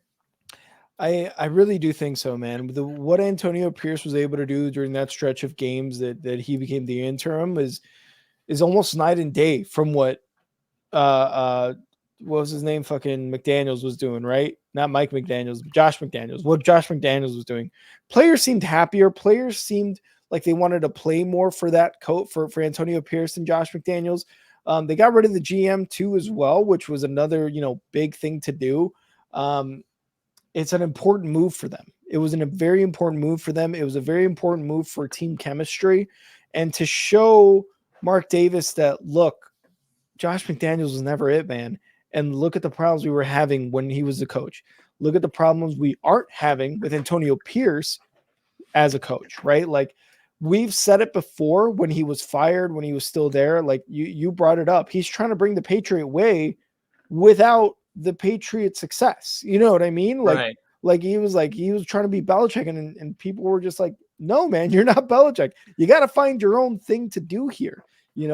If he could have been like a Mike Vrabel type, then that would have been sick, right? Like a Mike Vrabel, yes, he came from the Bill Belichick teams and stuff, and he took those certain things from Bill Belichick and applied them to his own coaching career, but was not trying to be Bill Belichick. So with AP there, you got a guy who played the game, who understands the players, and was able to really light a fire under their ass and make them want to play for him. And you hear what Max Crosby and Devontae Adams said about him. They were praising him. It's like, damn, we could have been doing this the whole season. You know what I mean? Like, I think they end up, correct me if I'm wrong, do they end up with a winning record with AP, or are they like at 500 or something like that? They're probably close to 500. Yeah, I think they might be 2 games, or, well, maybe just 1 game, 8-9. Yeah. Oh, okay. Denver and the Raiders finished with the same. Oh no, I meant with I meant with Antonio Pierce. And we can look at the record. 500. Yeah, okay. So we'll look at the record. Maybe 1 game over. Okay, and again, that means something. They fucked it up when they didn't. Well, maybe they didn't fuck it up, but with Bisaccia, right? Like, they went with Josh McDaniels over Bisaccia. Bisaccia got them into the playoffs. So I don't think Mark Davis is going to make that same mistake again. I really do think the players are going to lobby for Antonio Pierce, and I'll say right now, I think Antonio Pierce is going to be the head coach of the Raiders at the beginning of next season. Say that right now. And yes, there's a ton of great coaching candidates, and this may be a bad move for Mark Davis in the long run, but God, you got to look at what happened right now in these past few games, man. It's huge. It's huge for the motivation of your team, and you've already whiffed on 2 coaches in a row. How about, instead of going with your gut, you go with what the players want, and I get, you can't always do that, but I think in this situation, it might be a good move. As far as the Broncos, or go ahead, Kyle, you were going to say something? I was just going to say, the grass isn't greener on the other side. It's greener where you water it. Exactly. And they need to invest in Antonio Pierce. 100%. Couldn't have said it better. And, as far as the Broncos, man, I know it's just been disappointing, right? The whole Russ news. When they told Russ, hey, man, take this out of your contract, right after beating the Chiefs. Like, all this stuff circulating the team, it's drama. It sucks because I've been there. From a fan's point of view with the Bears, and I continue to be there, so I know exactly how you feel when shit like this happens. But overall, no matter how Sean Payton was with what the situation was, or how ownership or the GM, whatever that happened, whatever that situation is, I think moving forward, I think you guys will be fine. I think you guys are going to be one of the top teams in the AFC. Maybe not next season, but I think the season after. I think the Broncos are going to be a very, very good team to reckon with. You know what I mean? And you guys are going to be definitely in that competition for the AFC West Division title in 2 seasons time. But with Sean Payton there, man, you bring that sort of stability with a head coach who knows what the fuck he's doing. Super Bowl winning head coach. Yeah, he's older. There might be some people who don't like the way he coaches, but he's also going, hey, check out my Super Bowl ring, dude. What do you got? Right? Yeah. Randy Gregory's gone. I fucking got Russell Wilson gone. I'm talking hundreds of millions of dollars out the fucking door because they don't fit my system, and I have a system that works. Now let me prove it to you, and let's use this Walmart money to get the Broncos back on top. So the season didn't end like you wanted to, and it sucked because of how spectacular it looked there in the middle of the season with how many games you were winning. And it sucks that we couldn't see the Broncos in the playoffs. But I think in the long run, the Broncos are going to be fine, and you're going to be very happy in a couple seasons, if not by the end of next season. I hope so, man. I really hope you're right. So bad, man. I really hope you're I right. really hope that everything you said comes true. The Philadelphia Eagles have a serious problem. They are 1-5 in their last 6 games. Mm-hmm. Rarely does a team go from being 10-1 to going 1-5 to finish the season, and they're still going into the playoffs and they're playing the Bucs. But this was not a game that boosted any confidence at all. In fact, they did the exact opposite.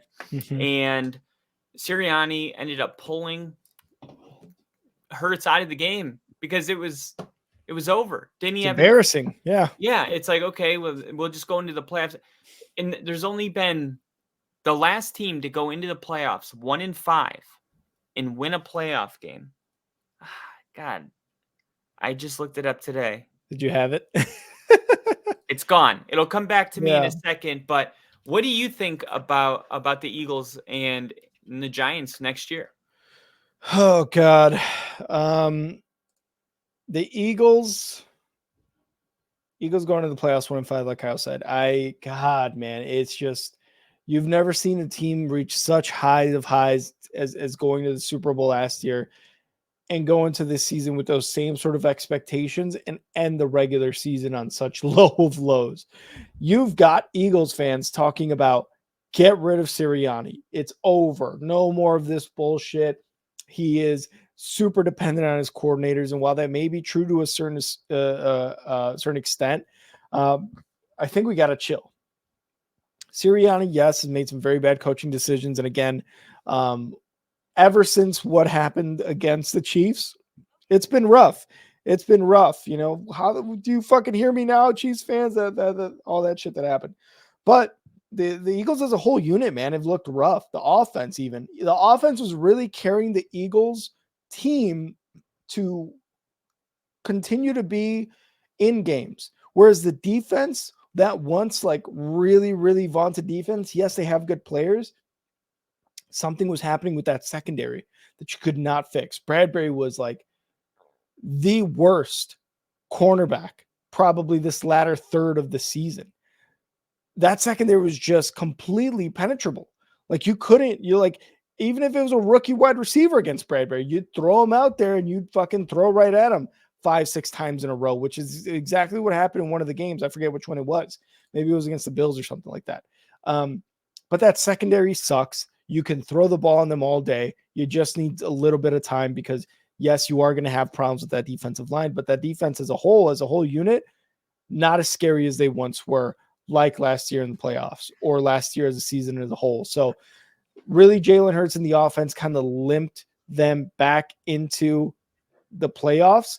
And yes, they lost and they're going to be in the wild card. But the playoffs are a little bit of a different story. Again, Jalen Hurts, this team with Nick Sirianni, head coach, went to the Super Bowl. I still think they have a better shot than any of those other wild card teams in the playoffs to continue their playoff run. Is it going to be tough? Yes, 100%. It's going to be very tough for the Eagles because, like Kyle said, 1-5 going into the playoffs. Sorry ass fucking record and sorry ass team the way they're going into it, similar to the Bucs. But I still think they have a good shot. I think they have a better shot than many because this is the same team that went to the Super Bowl last season. They got plenty of weapons there on the offense. And while the Sirianni is somewhat becoming of an issue, I think maybe he might be able to get out of his own way to really get towards towards another Super Bowl appearance. And as far as the Giants, man, nothing but an up and down season. You lose Daniel Jones for the season after paying him a ton of money. You bring in Tyrod Taylor, he gets hurt. All of a sudden, you got Tommy Tuds becoming a star almost overnight.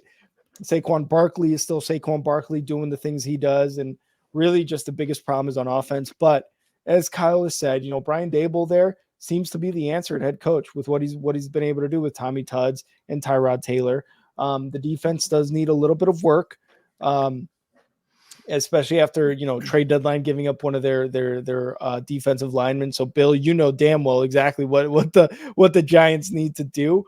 But the Giants have probably a lot of work to do. And they asked Danny Dimes, like, do you think they should draft a quarterback, or do you believe in your abilities? And of course, he's like, I'm very confident in my abilities.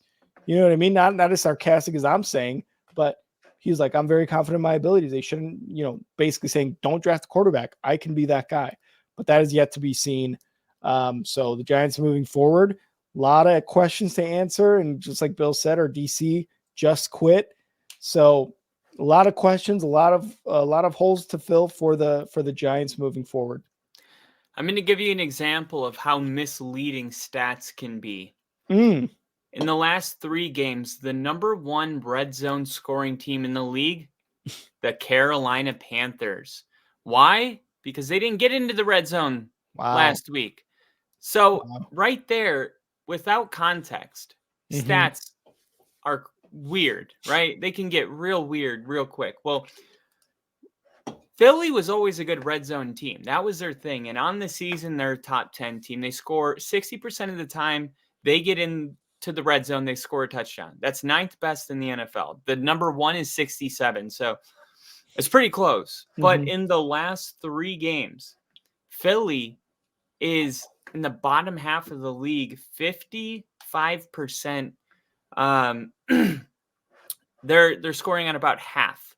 Wow. Which still is, like, I guess okay, but it's just not what they've been doing. So it's worth wondering, like, what's going on? Like, why are they not as efficient in the red zone? Why is their total offense down? Why are they giving up so many points or yards per game? Let me pull up this one right here. Opponent yards per game. And I'm going to go over the last 3.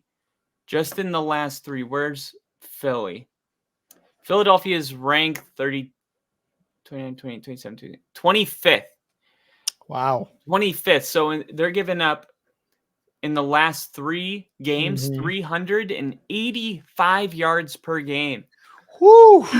385 yards per game. And that's going to be a problem coming into the playoffs. And looking at the team that they're going to be playing, they're giving up even more yards per game. Jeez. So maybe it's a good opportunity for the Eagles to get right. Yeah. And get their offense rolling and get that, turn those red zone drives into touchdowns and feel good about yourself and probably going on to play the Cowboys the next week. This is going to be a really important game, and they definitely have, this game needs to be kind of a confidence boosting game. Like if they barely get by, it's like, okay, everyone's going to be on Dallas. But if they blow the doors off Tampa on the road, it's like, okay, the Eagles are ready to play football. And we've seen that with star teams all the time where they're mediocre and then all of a sudden they get in playoff form. Playoff LeBron, he's a totally different guy. Playoff Lenny. Playoff Danny Dimes, Daniel Jones. There's a lot. But yeah, man, I still believe in Philly, and it's not because of Sirianni. It's because of Hurts. It's because of Kelsey. It's because of A.J. Brown. Way too much talent. They are struggling without their coaches, but I expect the players to step up. The Los Angeles Rams beat the 49ers. That game meant nothing because both these teams weren't really playing their starters in this game. The Rams couldn't have moved up or down in the seeding, and the 49ers clinched number 1. So we pretty much have a meaningless game here, but the Rams still won it by a point. But yeah, this game meant absolutely nothing. So I don't know what to talk about unless we're going to talk about the Rams and the 49ers as it pertains to them in the playoffs.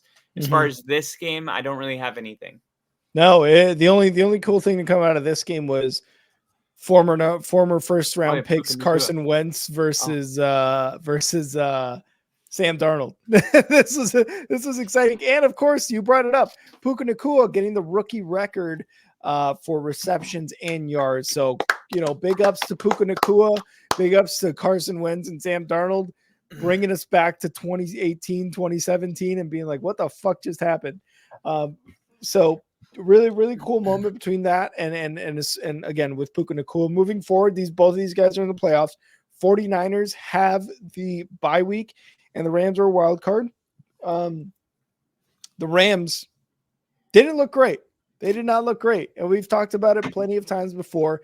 Kyron Williams came back, and Stafford was playing amazing, and now they've leapt themselves into this playoff season where it really didn't seem like they were going anywhere for a couple of years after they won the Super Bowl, right? You said fuck them picks.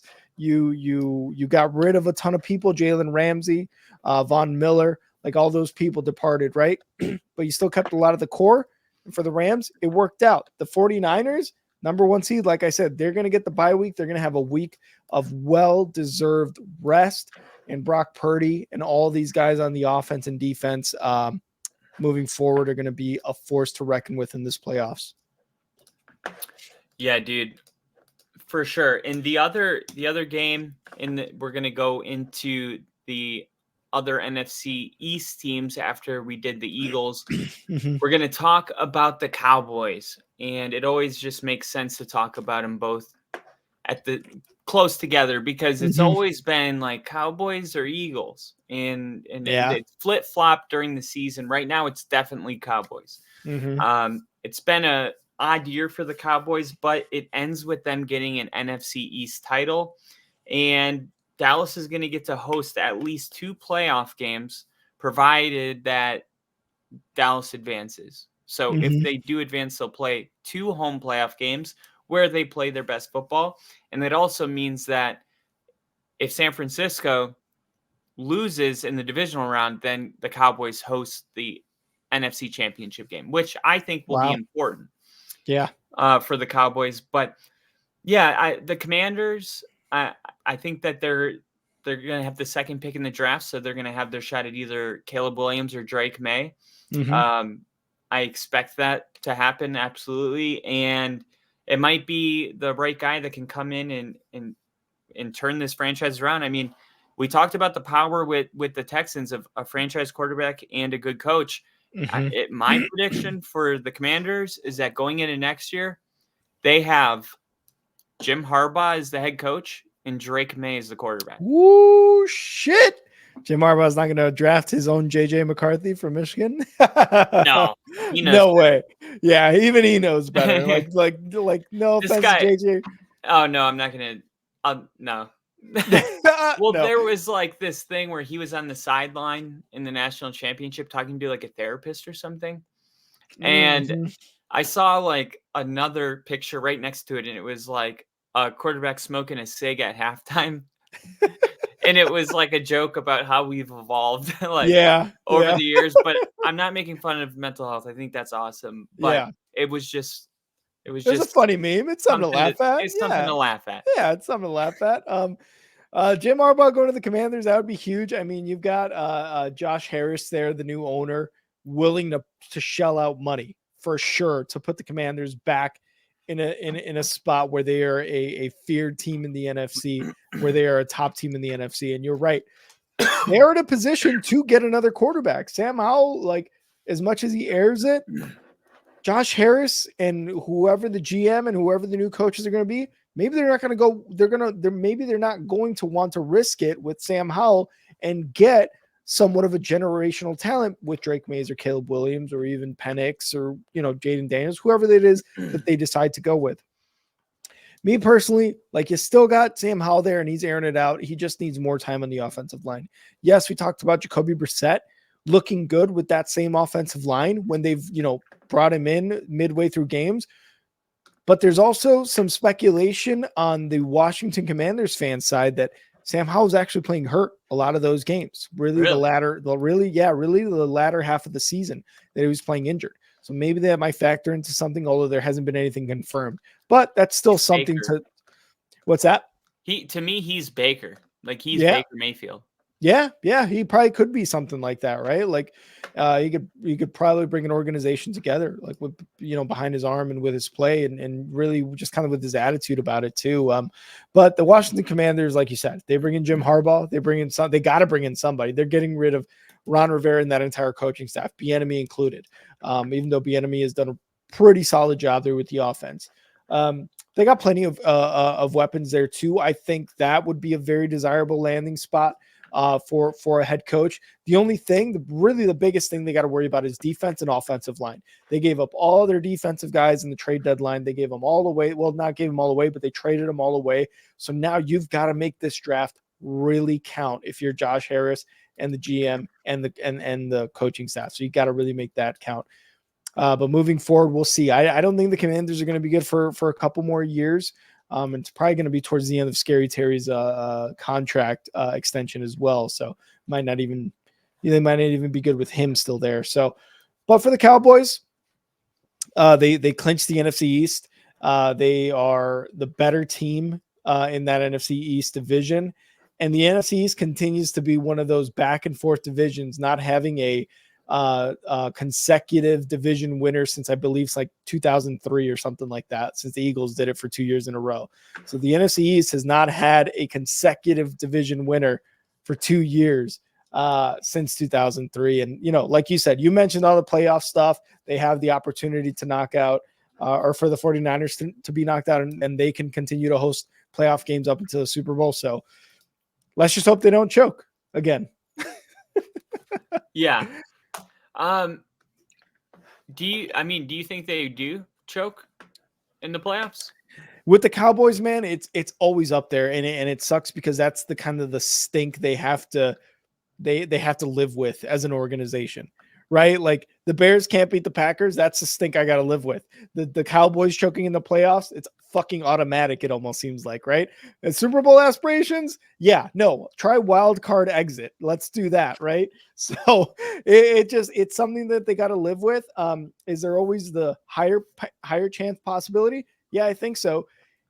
It's just CeeDee Lamb, Dak Prescott, the way they've been playing out of their minds this season. It looks like a much better, improved a Cowboys team, and a team that will not choke in the playoffs. So can they? I think so, again, because of the way they've always done it. But this is a much better team, Dallas Cowboys team, in my opinion, in my life, that I feel confident in saying they can actually make it to that NFC Championship game. I think it in my head for sure. I'm with you.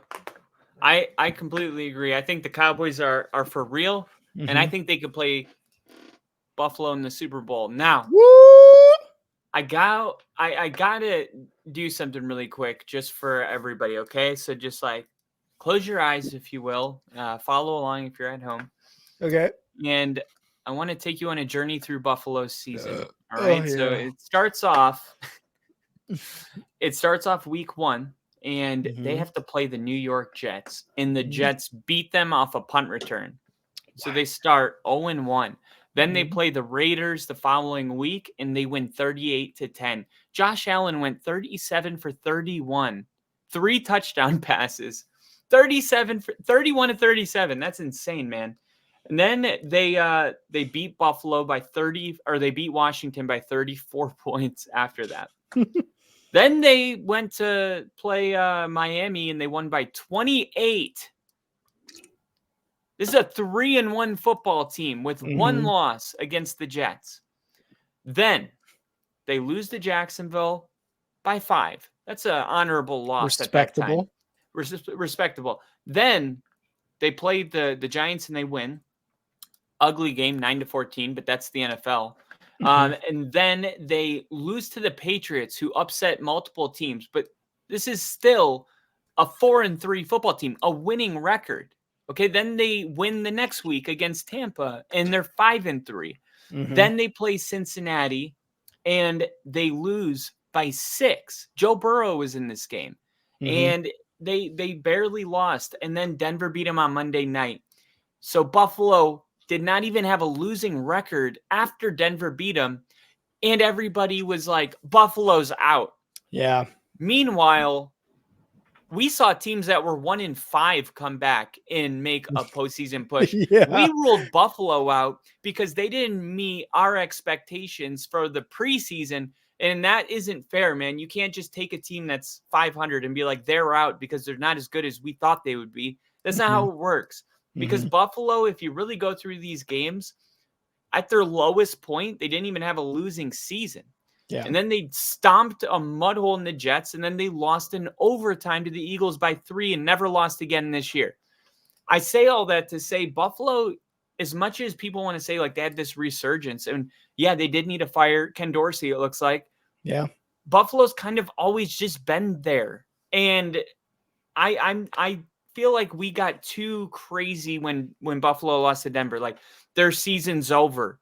Why would we say that about a team that's not even below 500 and there's a ton of football left to be played? Because people thought, oh, we have no hope moving forward because they lost to Denver. It's like, do you remember them playing close to Cincinnati or beating all of those other really good teams? Like, yeah, I think Buffalo has been just highly kind of disrespected this season, and people have kind of been so eager to just pounce on them when they had a loss to Denver. Denver beat the Chiefs. Are we going to pounce on them? The Chiefs look bad. I feel like we've been way more hard on Buffalo, and Buffalo's the number 2 seed in the NFL because it's not a snapshot of one part. It's all 18 games, and at the very end of it, when you calculate it all up, Buffalo's the second best team in the AFC, and we spent over 80% of the season talking shit about them. So I think this is a really good team to look at and be like, let's not overreact week 10 when there's a 5-5 team.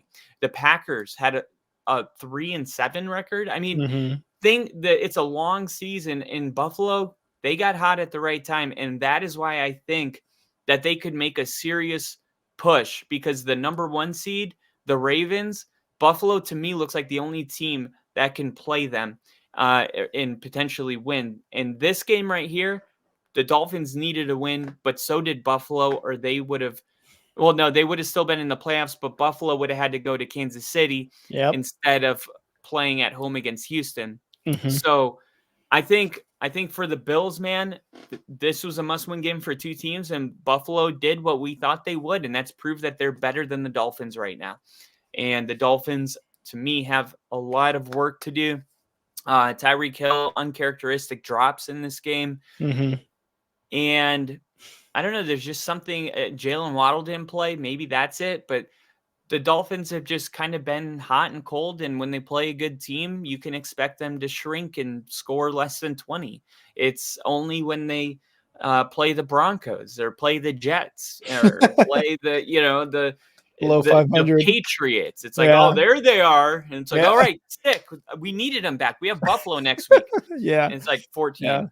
And I don't know. I'm not feeling confident about the Dolphins, but for Buffalo, I'm all in. I'm putting all my chips in the table, and I'm saying Buffalo to the Super Bowl. Yeah, and holy shit, that's fucking insane. Kyla said it though all season, like you and the latter half of the season when we were saying that, like he said, Bills, no, they're not going to make it.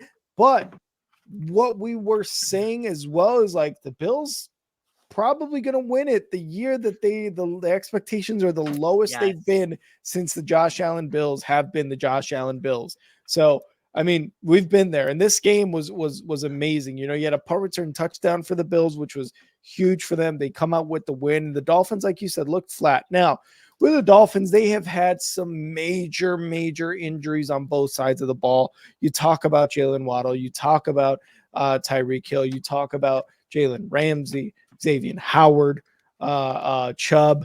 Like, they've had some bad luck, and the fact that they were, you know, dependent on a week 18 game to win the division, but still be in the playoffs, like, it's still very respectable for this Dolphins team. But like you said it, man, there's not a lot of confidence going to the playoffs if they are missing this many people, if Jalen Waddle doesn't play, if Tyreek Hill has drops, if Tua is throwing interceptions at the rate that he's throwing them, and especially at crucial moments, that this Dolphins team can go anywhere past the wild card round, right? If they make it past the wild card round, it's going to be, I think, in my eyes, a big accomplishment for them, with especially, you know, the other stink on them was they can't beat teams above 500. They were able to beat the Cowboys, right? They were able to beat that, they were able to beat the Cowboys. And you know that for a second it was like, okay, all right, they got one, but they weren't able to finish out to win the division. So again, that almost looks like a collapse. But again, the Bills on the other side, fire Ken Dorsey, have a bit of a resurgence like we talked about. And we realized that Josh Allen does not need to be the savior of the game every single week, week in, week out. You can rely on your James Cook, right? Like you can rely on the defense at times. Shit, even your special teams. Your special teams had a punt return touchdown in this one. So you can rely on on things outside of Josh Allen, and that's how they're going to win, and that's how they're going to continue to win. I think they're a very good team going to the playoffs, especially with what they've done, winning the AFC East in a season where we didn't think they were going to win the AFC East at all. Super Bowl, though, I don't know.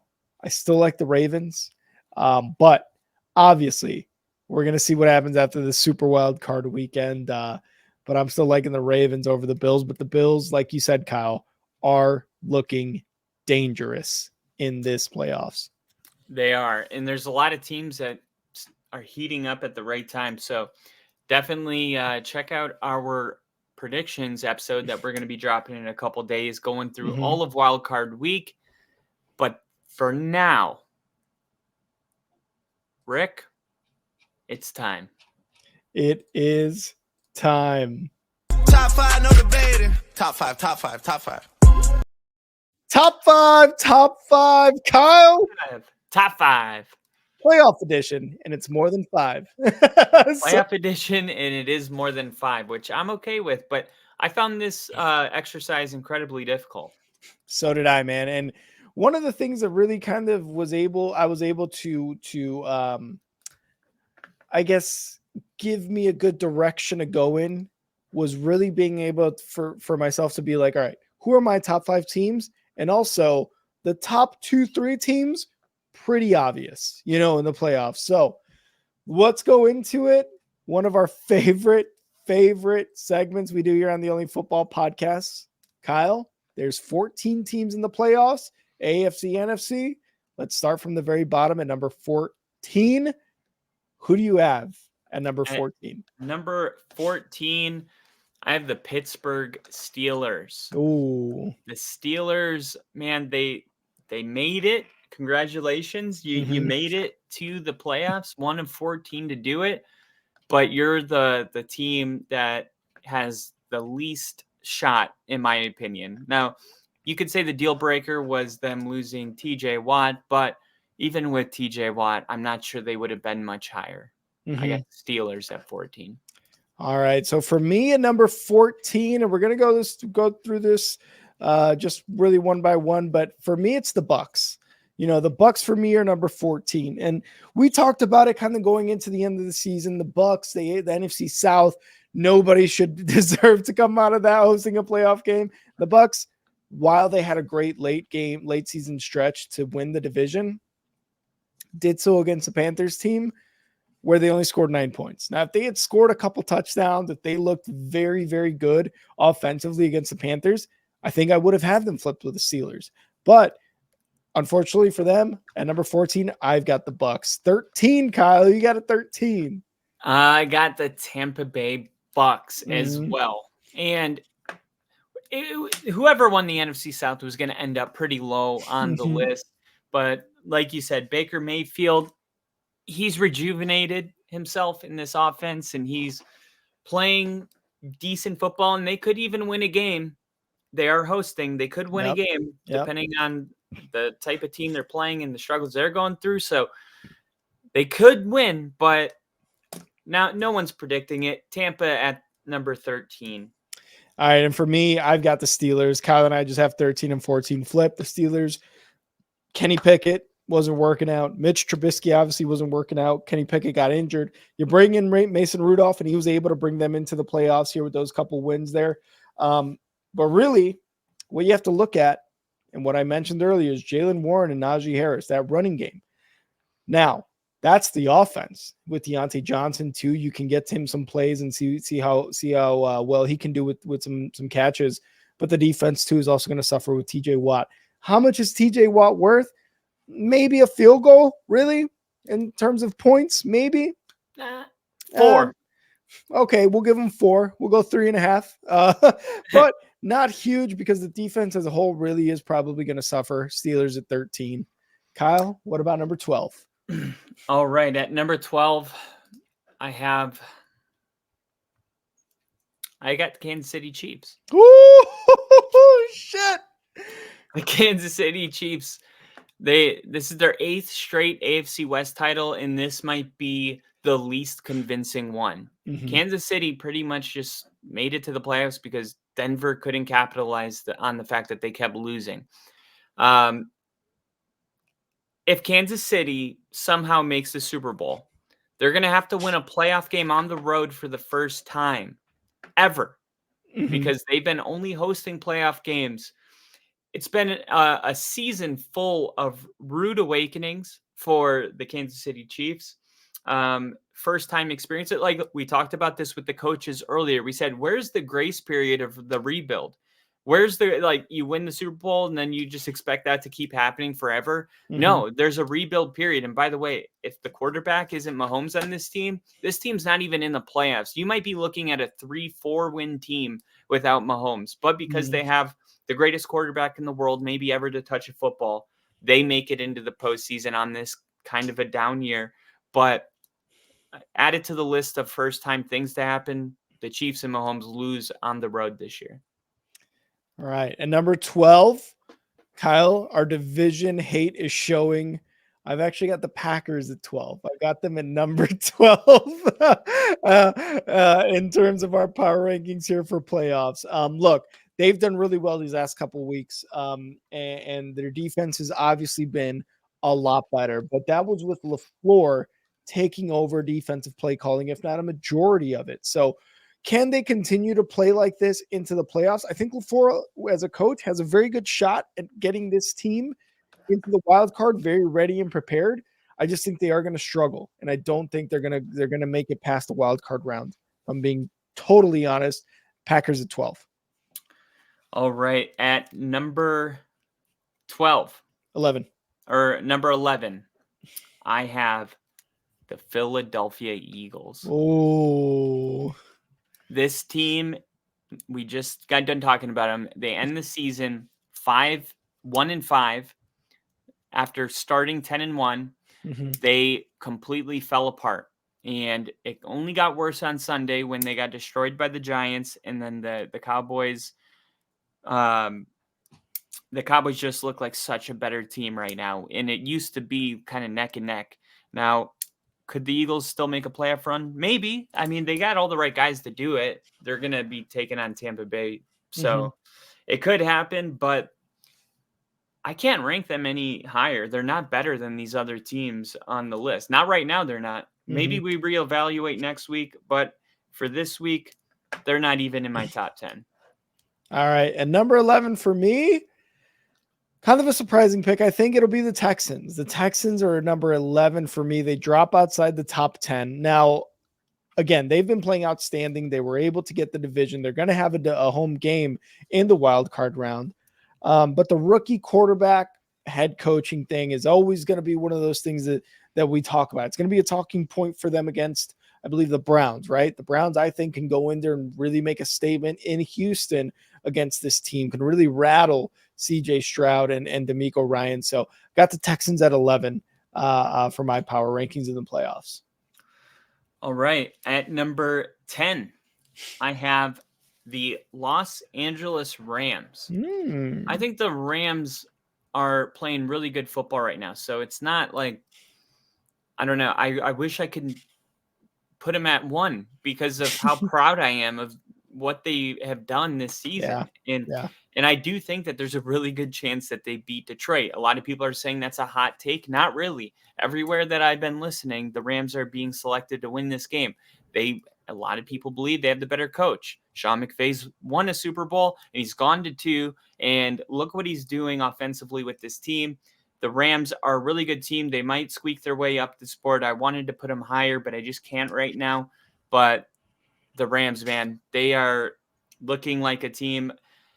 They're a lot of people's dark horse to go to the Super Bowl, and Ooh. I'm not going to get that carried away. If I was, they would be higher, but I'm gonna somehow land in the middle and put them there at 10. All right, and 10 for me, I've got the Dolphins. The Dolphins, while I have said, they've had tons of injuries and those things count for something, the Dolphins have had a late season collapse in terms of the AFC East. You had it there. You were scoring a ton of points. You had the number one offense. You had Mike McDaniel there. You got Tyreek, Jalen Waddle. You got Tua. You got all these guys there and still unable to win the AFC East outright. It took week 18 to really determine that. And while I think the Dolphins are going to score some points in the playoffs, I still think there are teams better than them in the playoffs right now. I've got the Dolphins at 10. All right. At number 9, I have the Miami Dolphins. Not far away from yours, but Miami just hasn't been able to impress us when it's mattered the most. They averaged 29.2 points per game this year. Second to only Dallas. I brought that up earlier today, but that's just us kind of starting with a half glass full attitude. The bad news is Miami's 1-5 this season against teams with a winning record. So that to me is a little more important around right now than how fun and cool McDaniels is and how creative and silly they are. Yeah. They need to pull their pants up and freaking go win an important freaking game, because this team is super talented. And I do believe that they're better than their 1-5 record against bad teams, but that's the way the chips have fallen, and it's up to them to go change the narrative. And I think they can, but we'll save that for another one. Sounds good. And number 9 for me, I have the Eagles, Kyle. I have the Eagles in the top 10 at number 9. They've been here before. Yes, albeit they don't have their coordinators, which seems to be the biggest criticism that Eagles fans are giving Nick Sirianni. It was your coordinators who got you to the Super Bowl last year. You're not the guy. You're not it. But they've been here before. They know what to expect in the playoffs. They went to the Super Bowl. They went through all those teams last year and were able to come out to the biggest game of the year in sports. I think they can continue to take some of what they learned from last year. A lot of the same team is still there, and apply it to this year's playoffs. And I got the Eagles at number 9. All right. At number 8, I have. Oh, wait. No, I'm at. No, you're at 8. Okay. At number 8, I have the Houston Texans. The Houston Texans, man, they are a sneaky team. Do not be surprised if in February CJ Stroud is in that game. The Houston Texans are doing unbelievable things with CJ Stroud and Will Anderson, and they're coached well. They're hosting a playoff game, and I love their chances to continue to win in the postseason. There's something about CJ Stroud, man. His confidence can't be shaken. You saw him in with everything on the line against the Colts, and he delivered good balls, and he just looked the same. Nice. He's got that thing that only comes around once in a while, but it's contagious, and you just believe, like, as long as he's on our team, we're probably going to win. And I can't believe they were able to get it that fast, but I think it's only up from here. And Houston makes my spot at number 8. All right. And to round out the bottom half of my playoff teams, I've got the Rams at number 8. The Rams, you talked about it. They've been impressive with what they've been able to do. Matthew Stafford, Kyron Williams, Puka Nacua, Cooper Kupp. You still got Aaron Donald there. You still have a lot of defensive guys that are really, pulling their weight on the defense and not just putting it all on Aaron Donald. What they've done in this last half of the season has been super impressive, getting into the playoffs when a lot of us just completely wrote them off. So I've got the Rams at number 8 in my playoff top power rankings here. Yeah, every time I finish that sentence, I don't know what to say. I'm like, yeah, I got him at number 7 in my wildcard thingy. I've got him at number 7 in the thing of the top 5. And Kyle, what about you? At number 6, 7. or number 7, I have the Green Bay Packers. Boo. And the Green Bay Packers make it this high in my list because I like to get ahead of the curve here. Jordan Love's thrown for 4,100 yards this season. Aaron Jones, who missed a ton of time, 700 yards. They have a very capable second option. They run the football really well. Mm-hmm. They're very balanced. And as soon as Christian Watson got hurt, it was like, oh, their season's over and all that. And then here comes Jaden Reed, who leads the Green Bay Packers with 793 receiving yards. Quay Walker leads the team in tackles. Rudy Ford, opportunistic defense that gets turnovers. They're taking the ball away. I look at this team and I think, well, if Jordan Love is going to continue to throw a bunch of touchdown like what I'm seeing from him looks really good. And what I'm seeing from the defense looks really good. This is a very complete football team right now, and it's shocking. It really is. I mean, Jordan Love has 32 freaking touchdowns. He only has 11 picks. He's taken 30 sacks this season, but he's averaging almost 250 yards per game in multiple touchdown passes. I think the Packers are just one of those teams that kind of Jordan Love figured it out, and he did it in front of our eyes during the season. And when it's not, I swear it's not a bias thing. Like when I'm watching him play at the quarterback position, I'm like, yeah, I haven't seen somebody look like that in Denver since Manning. Not kidding. And it kind of sucks because it's like Green Bay doesn't even have to freaking wait. Like they were like, oh, we haven't seen that since Rodgers. Shut up. Shut up. Last year? Fuck you. Shut up. It's not like this all the time. Okay. But for the Packers, man, I think if Jordan Love and Matt LaFleur, they call a good game and their best players show up to play, I think they can play with anybody. And they have a really hard challenge coming up in Dallas. And what not a better opportunity to prove that it's not a fluke that you're here. Yep. So it's hilarious because I had the Packers at 12. You got them at 7. You had you had the Chiefs at 12. I've got the Chiefs at 7, Kyle. I've got the Chiefs at 7 coming off a Super Bowl. Look, yes, have they not looked great this season? You know, for certain reasons, Travis Kelce's looking older. Receivers are dropping balls from Patrick Mahomes. All those things are very true. And like you said, they won the AFC West this year in probably the most unconvincing way since they started winning those AFC West titles. But the one thing they have, again, is that experience in the playoffs, is all that experience in the playoffs, winning Super Bowls, going up against the best teams year after year. That does bring a sort of like exhaustion, I believe, to a team. When you continue winning and you continue going into the postseason, that brings an exhaustion. And I think it really did hit the Chiefs this year in the regular season. But I still think that makes them one of the scarier teams to go up against in this playoffs because of that experience, because of the head coach, because of Mahomes. And that's why I got the Chiefs at 7. All right. At number 6, I have the Cleveland Browns. The Cleveland Browns, yes, they are somewhat going to be limited by Joe Flacco. I know everybody loves the story. I love the story, but being realistic is still important. And being realistic is talking about the defense, because that's really the strong point of this team, and that's what could carry him further. Potentially, they are ranked 2nd in the NFL in points per drive allowed, 1.43, only behind the Ravens. And they're 1st in the league in expected points added or allowed per play. So this defense can definitely keep the Browns in the football game. And then Joe Flacco only has to do a little bit to take them over the top. I know what it's like to have a mediocre offense and a top NFL defense, and it means that you're going to have a chance to win every game that you play. And if Cleveland and Ford and Kareem Hunt and Amari Cooper and these guys and Njoku, of course, if they can come out and play a really good game, don't be surprised if Cleveland moves on. They're one of the best teams in the league because of that defense. At my number 6, I have got the Detroit Lions at number 6. I have talked shit about them, and look, they've got their issues.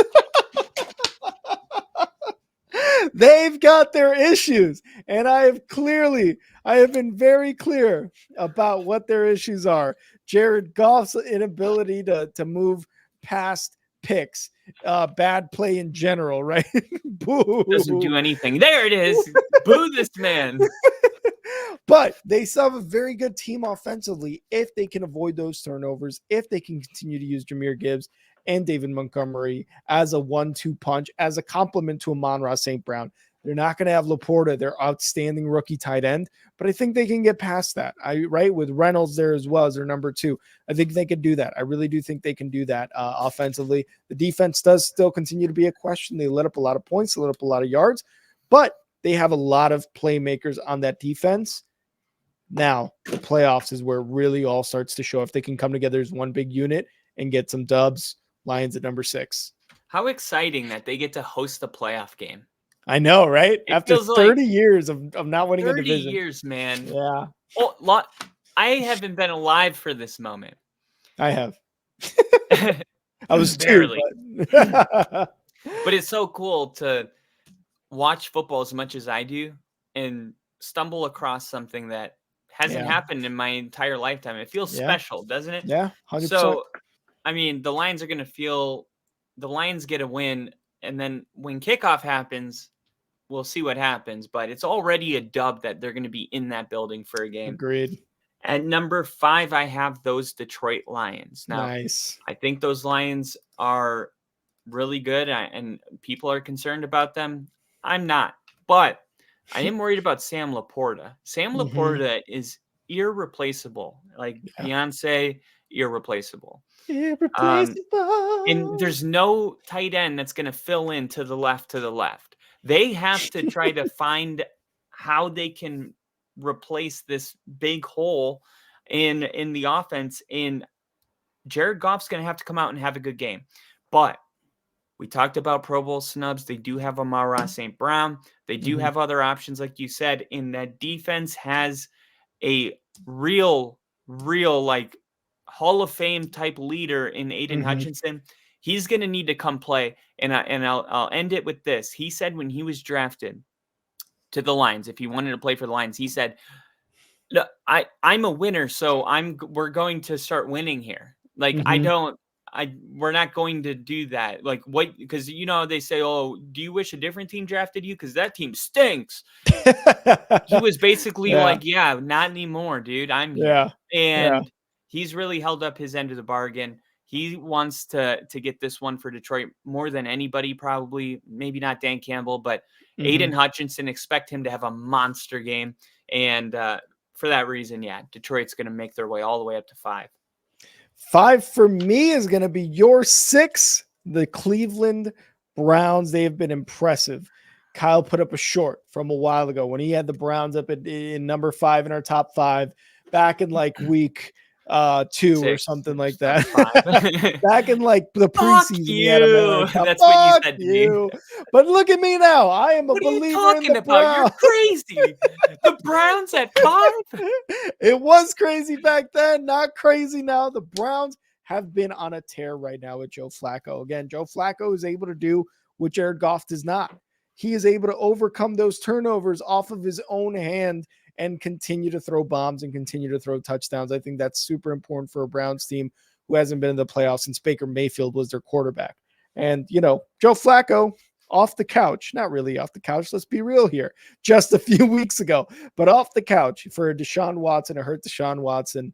So I like the Browns. I like their defense. I like their offensive weapons. Browns at number 5. 2 things that I missed. At 7, I had Green Bay. I'm worried about their inconsistency. Right? Sometimes they're good. Sometimes they're just not there at all. That worries me. At number 6 or at number 5, I have the Lions. Their 2 running backs is why they could even move higher. And I didn't even mention them, but I wanted to make sure that we're all on the same page. This is the best backfield in the NFL. Definitely. At number 4, I have the Baltimore Ravens. Now the Ravens, The Ravens are definitely a team that everybody's going to be fearing right now. A, you have to go into their stadium. B, Lamar Jackson's the MVP. And C, that defense is incredible. What could go wrong? Well, Lamar Jackson has one playoff win so far in his career. Yep. And it's up to him to change that narrative. And just how people punish Dallas in their power rankings because they haven't won anything. No, I don't really think that is a good enough reason, because you'll never be on the right side if you're always waiting for something to happen. But I look at the Ravens and the Chargers game, and there's games that have stood out where, yes, in moments they've dominated good opponents, but at times they've played close with lesser opponents. They lost to the Steelers in the beginning of the season when they were like, I still think that the Ravens are a beatable team. It just depends what Ravens team shows up, and on the other side, what team they're playing shows up. But I don't think that the Ravens are a lock for the Super Bowl. All right. And number 4 for me, I've got the Buffalo Bills. They won the AFC East crown in week 18. Josh Allen in this offense has found another part that they can, just elevate their offense, another part of this offense that can elevate them. And that's the running game with James Cook. James Cook has been amazing. And something that they wanted to have in Devin Singletary, and they clearly did not have in him as a running back, they have in James Cook. The ability to use him to get those 1,000 yards in a season, to catch the ball, to make players miss, and to give them just another dimension there in that offense. And that's why I've got the Bills at 4. At number 3. At number 3, I have the Buffalo Bills. Nice. I thought that was going to be a little bit crazier, but I guess you were kind of expecting it. I think, yeah. I have the Buffalo Bills. Man, this Bills team is really good. Josh Allen, if we could just remember what he did in the Chiefs game, in that divisional game, back and forth, we were like, oh, Bills are a Super Bowl lock next year. Yeah. People were putting thousands on the Bills to win the Super Bowl, and they bounced in the playoffs after the second game. Well, what was that Bills team missing? A running game.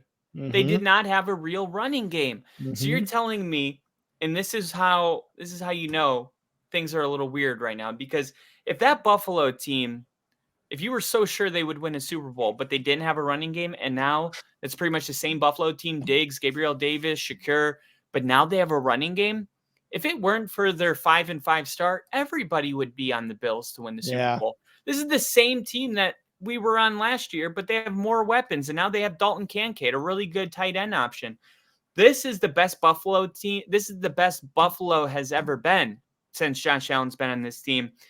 It just happens to be they started 5-5, had to fire an OC, and it's a little bit messy of a season, but that doesn't really matter. As far as I'm concerned, Buffalo's the lock in the AFC to go to the Super Bowl because of all of those things I just mentioned. I expect Josh Allen to play probably Lamar Jackson in the AFC Championship game, and I expect Josh Allen to have the better game. Love it. For me, number 3, I've got the Dallas Cowboys. Look, I was talking shit about them. I was talking mad shit about them. They have that stink about them. Cowboys can't get to the big game. They could barely get past the divisional round. But this Cowboys team is a little different in my lifetime that I've seen before.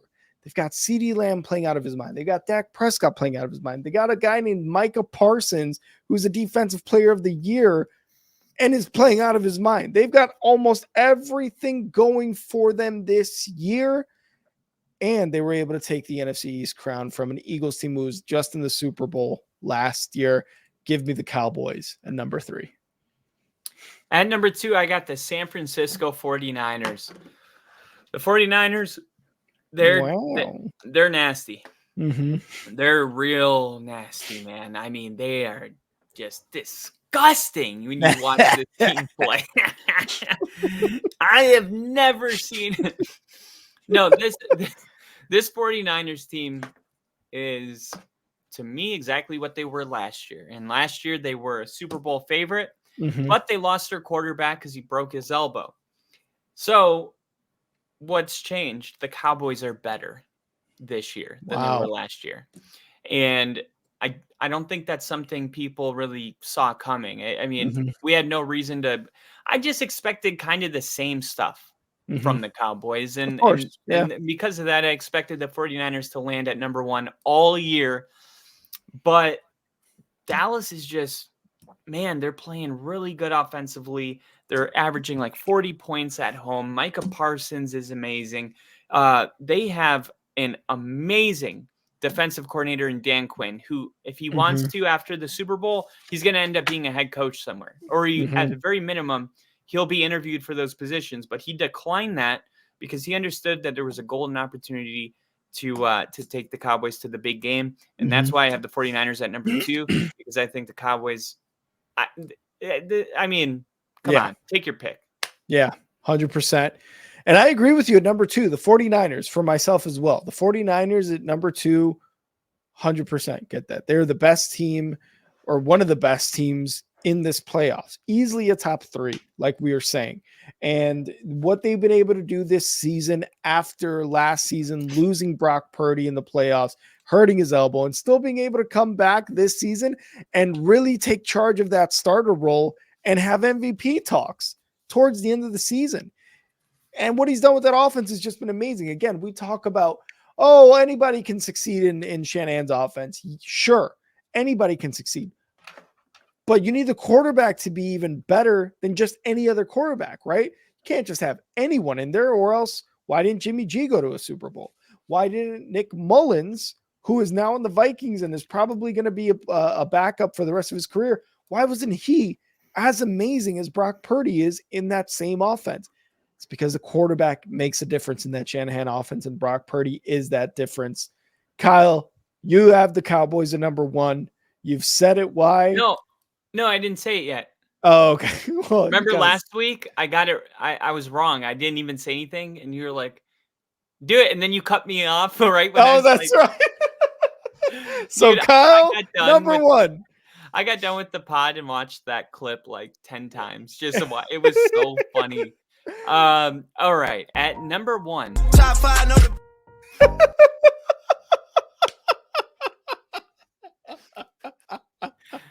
still didn't see it coming. I still didn't see it coming. That's on me. Your fault. Number 1, Rick, I got the Dallas Cowboys coming in at number 1 on my power rankings. Mike McCarthy has been doing just such a great job. I just mentioned all of the reasons I have the Cowboys at number 1. Dak Prescott, yeah. If you're, what about Dak Prescott? Yeah, I'm concerned. Of course. I don't know if he's gonna turn into a different guy. I have the same concerns you guys do. I'm just not going to ever hold anybody. I'm not going to hold anything that hasn't happened against anybody. You know what I mean? It's a valid concern, but the fact that I have that concern and they're at number 1 really is just a testament to how much I really do believe in the Cowboys. I love it. And for me, call. It's the Baltimore Ravens, Kyle. It's the Baltimore Ravens. It's the Baltimore Ravens at number 1. They have killed good teams. And yes, earlier and mid-season, they were playing down to their competition, like you said. But there is something different going on with Lamar Jackson and that Baltimore team. They gave him some weapons in Isaiah Likely. Mark Andrews was hurt at some point in the middle of the season, and we talked about it. Mark Andrews not being there. Shit, this offense sometimes looks a little weird, sometimes doesn't look in sync. Like there's something wrong. What was Lamar Jackson and Harbaugh able to do? Let's get Gus Edwards involved. Let's get Hill involved. Isaiah Likely is going to be one of our better guys. Fucking Bateman over here is a good receiver. Holy shit, is that OBJ catching 45-yard passes, making circus catches like he was? Yes, that is him. That is this Ravens offense, and this defense is just as good. And this Ravens team is going to be a fucking titan to get through, man, in this AFC playoffs. So I think the Ravens, for me, number 1 in the playoff rankings as of right now. So the Cowboys need to fire McCarthy and hire Mike Vrabel to be their coach next year because, as you mentioned, the Baltimore Ravens, they're a Titan to get through. Top 5, no debating. Top 5, top 5, top 5. Top 5. That was our top 5. Plus 9. Yeah, because Vrabel was a Titan. Vrabel's Titan. Okay. All right, Kyle, get the fuck out of here, right? Kyle, I got it. What were you going to say? Top 5, no debate. It's so violent, too. Like, it's so violent. It's sexual and violent. Oh, my All right, goodness. Kyle. It's time. It's time for the chives. The chives. All right. First off, I just wanted to say to everybody that's been contributing to the show, engaging, Bill has got us rated by Grassi personally. We hit 500 subscribers on our last stream. And man, it's still sinking in what we've been able to do. I say we do is show up. Really, everyone else is. And not to say like it's a lot of work to show up consistently, but we couldn't have done it without everybody's help. And I just wanted to give a shout out to everybody and let everyone know officially, because not everybody was tuning in during that game, that we did hit 500 subscribers, which was a huge milestone for our channel. And it was one that me and Rick, I remember in the beginning, we were talking about trying to get to 500 by the beginning of next season. And then a couple weeks ago, we were talking about it, and I was like, let's try to get it before the playoffs. And we were like, all right, let's do that. Yeah. And it was still like a little bit of a far fetch. But then Tom Grassi came inside of our stream and rated us. And I watched it on his end. I don't know if you went back and watched it from his side. But I went back and it was confusing because I went to his live chat to see who shouted us out. Right. Yeah. I was like, who said to rate us? Because somebody said that somebody told him to rate us. Right. Yeah. So I went back and watched his stream, and he goes, the only football podcast. He shouted out our actual name. He's like, the only football podcast. And he's like, oh, they need how much to get to 500? Oh, we're going to get him there. And the thing is nobody commented that. Yeah. Nobody. I was on the live stream. Nobody commented that. So it is still a mystery how the hell Tom Grassi was even talking about our channel during his stream. But I'm so grateful it happened.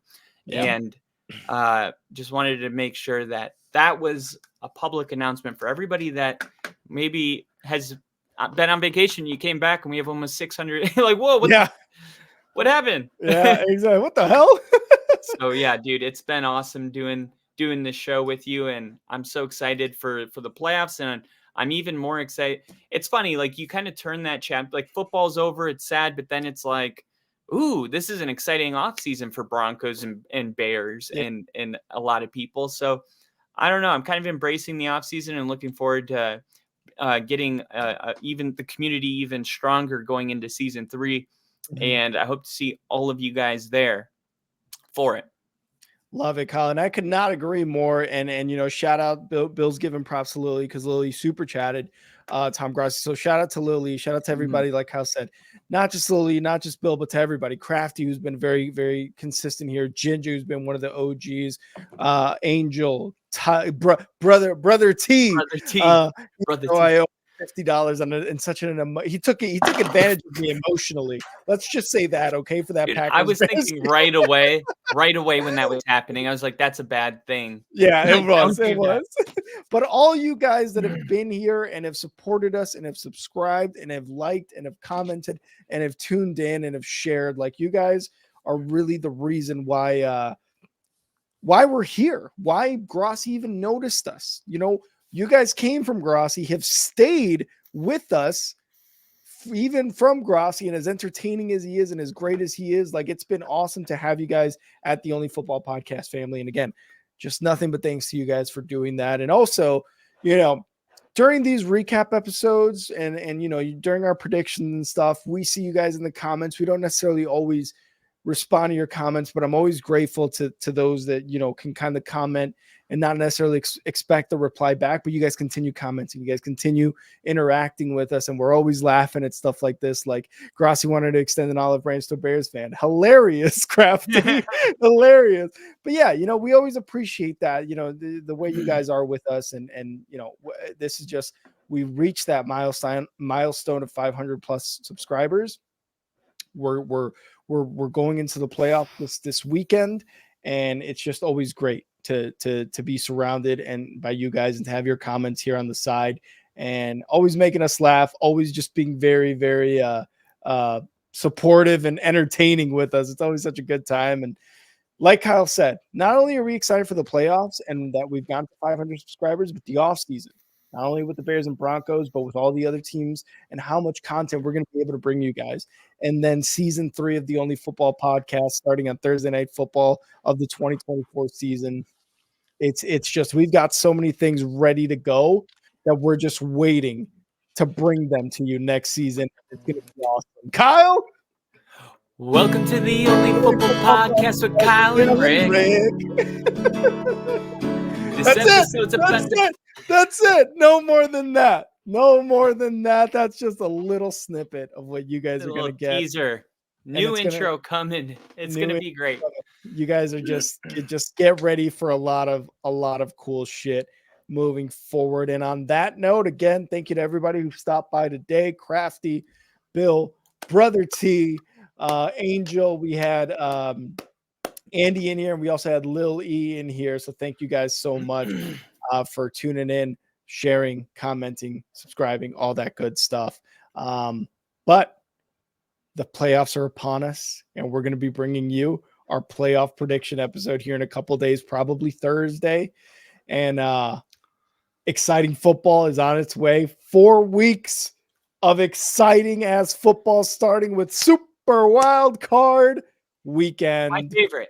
I love Super Card. This is awesome. I love. Is this your favorite too? I love divisional too.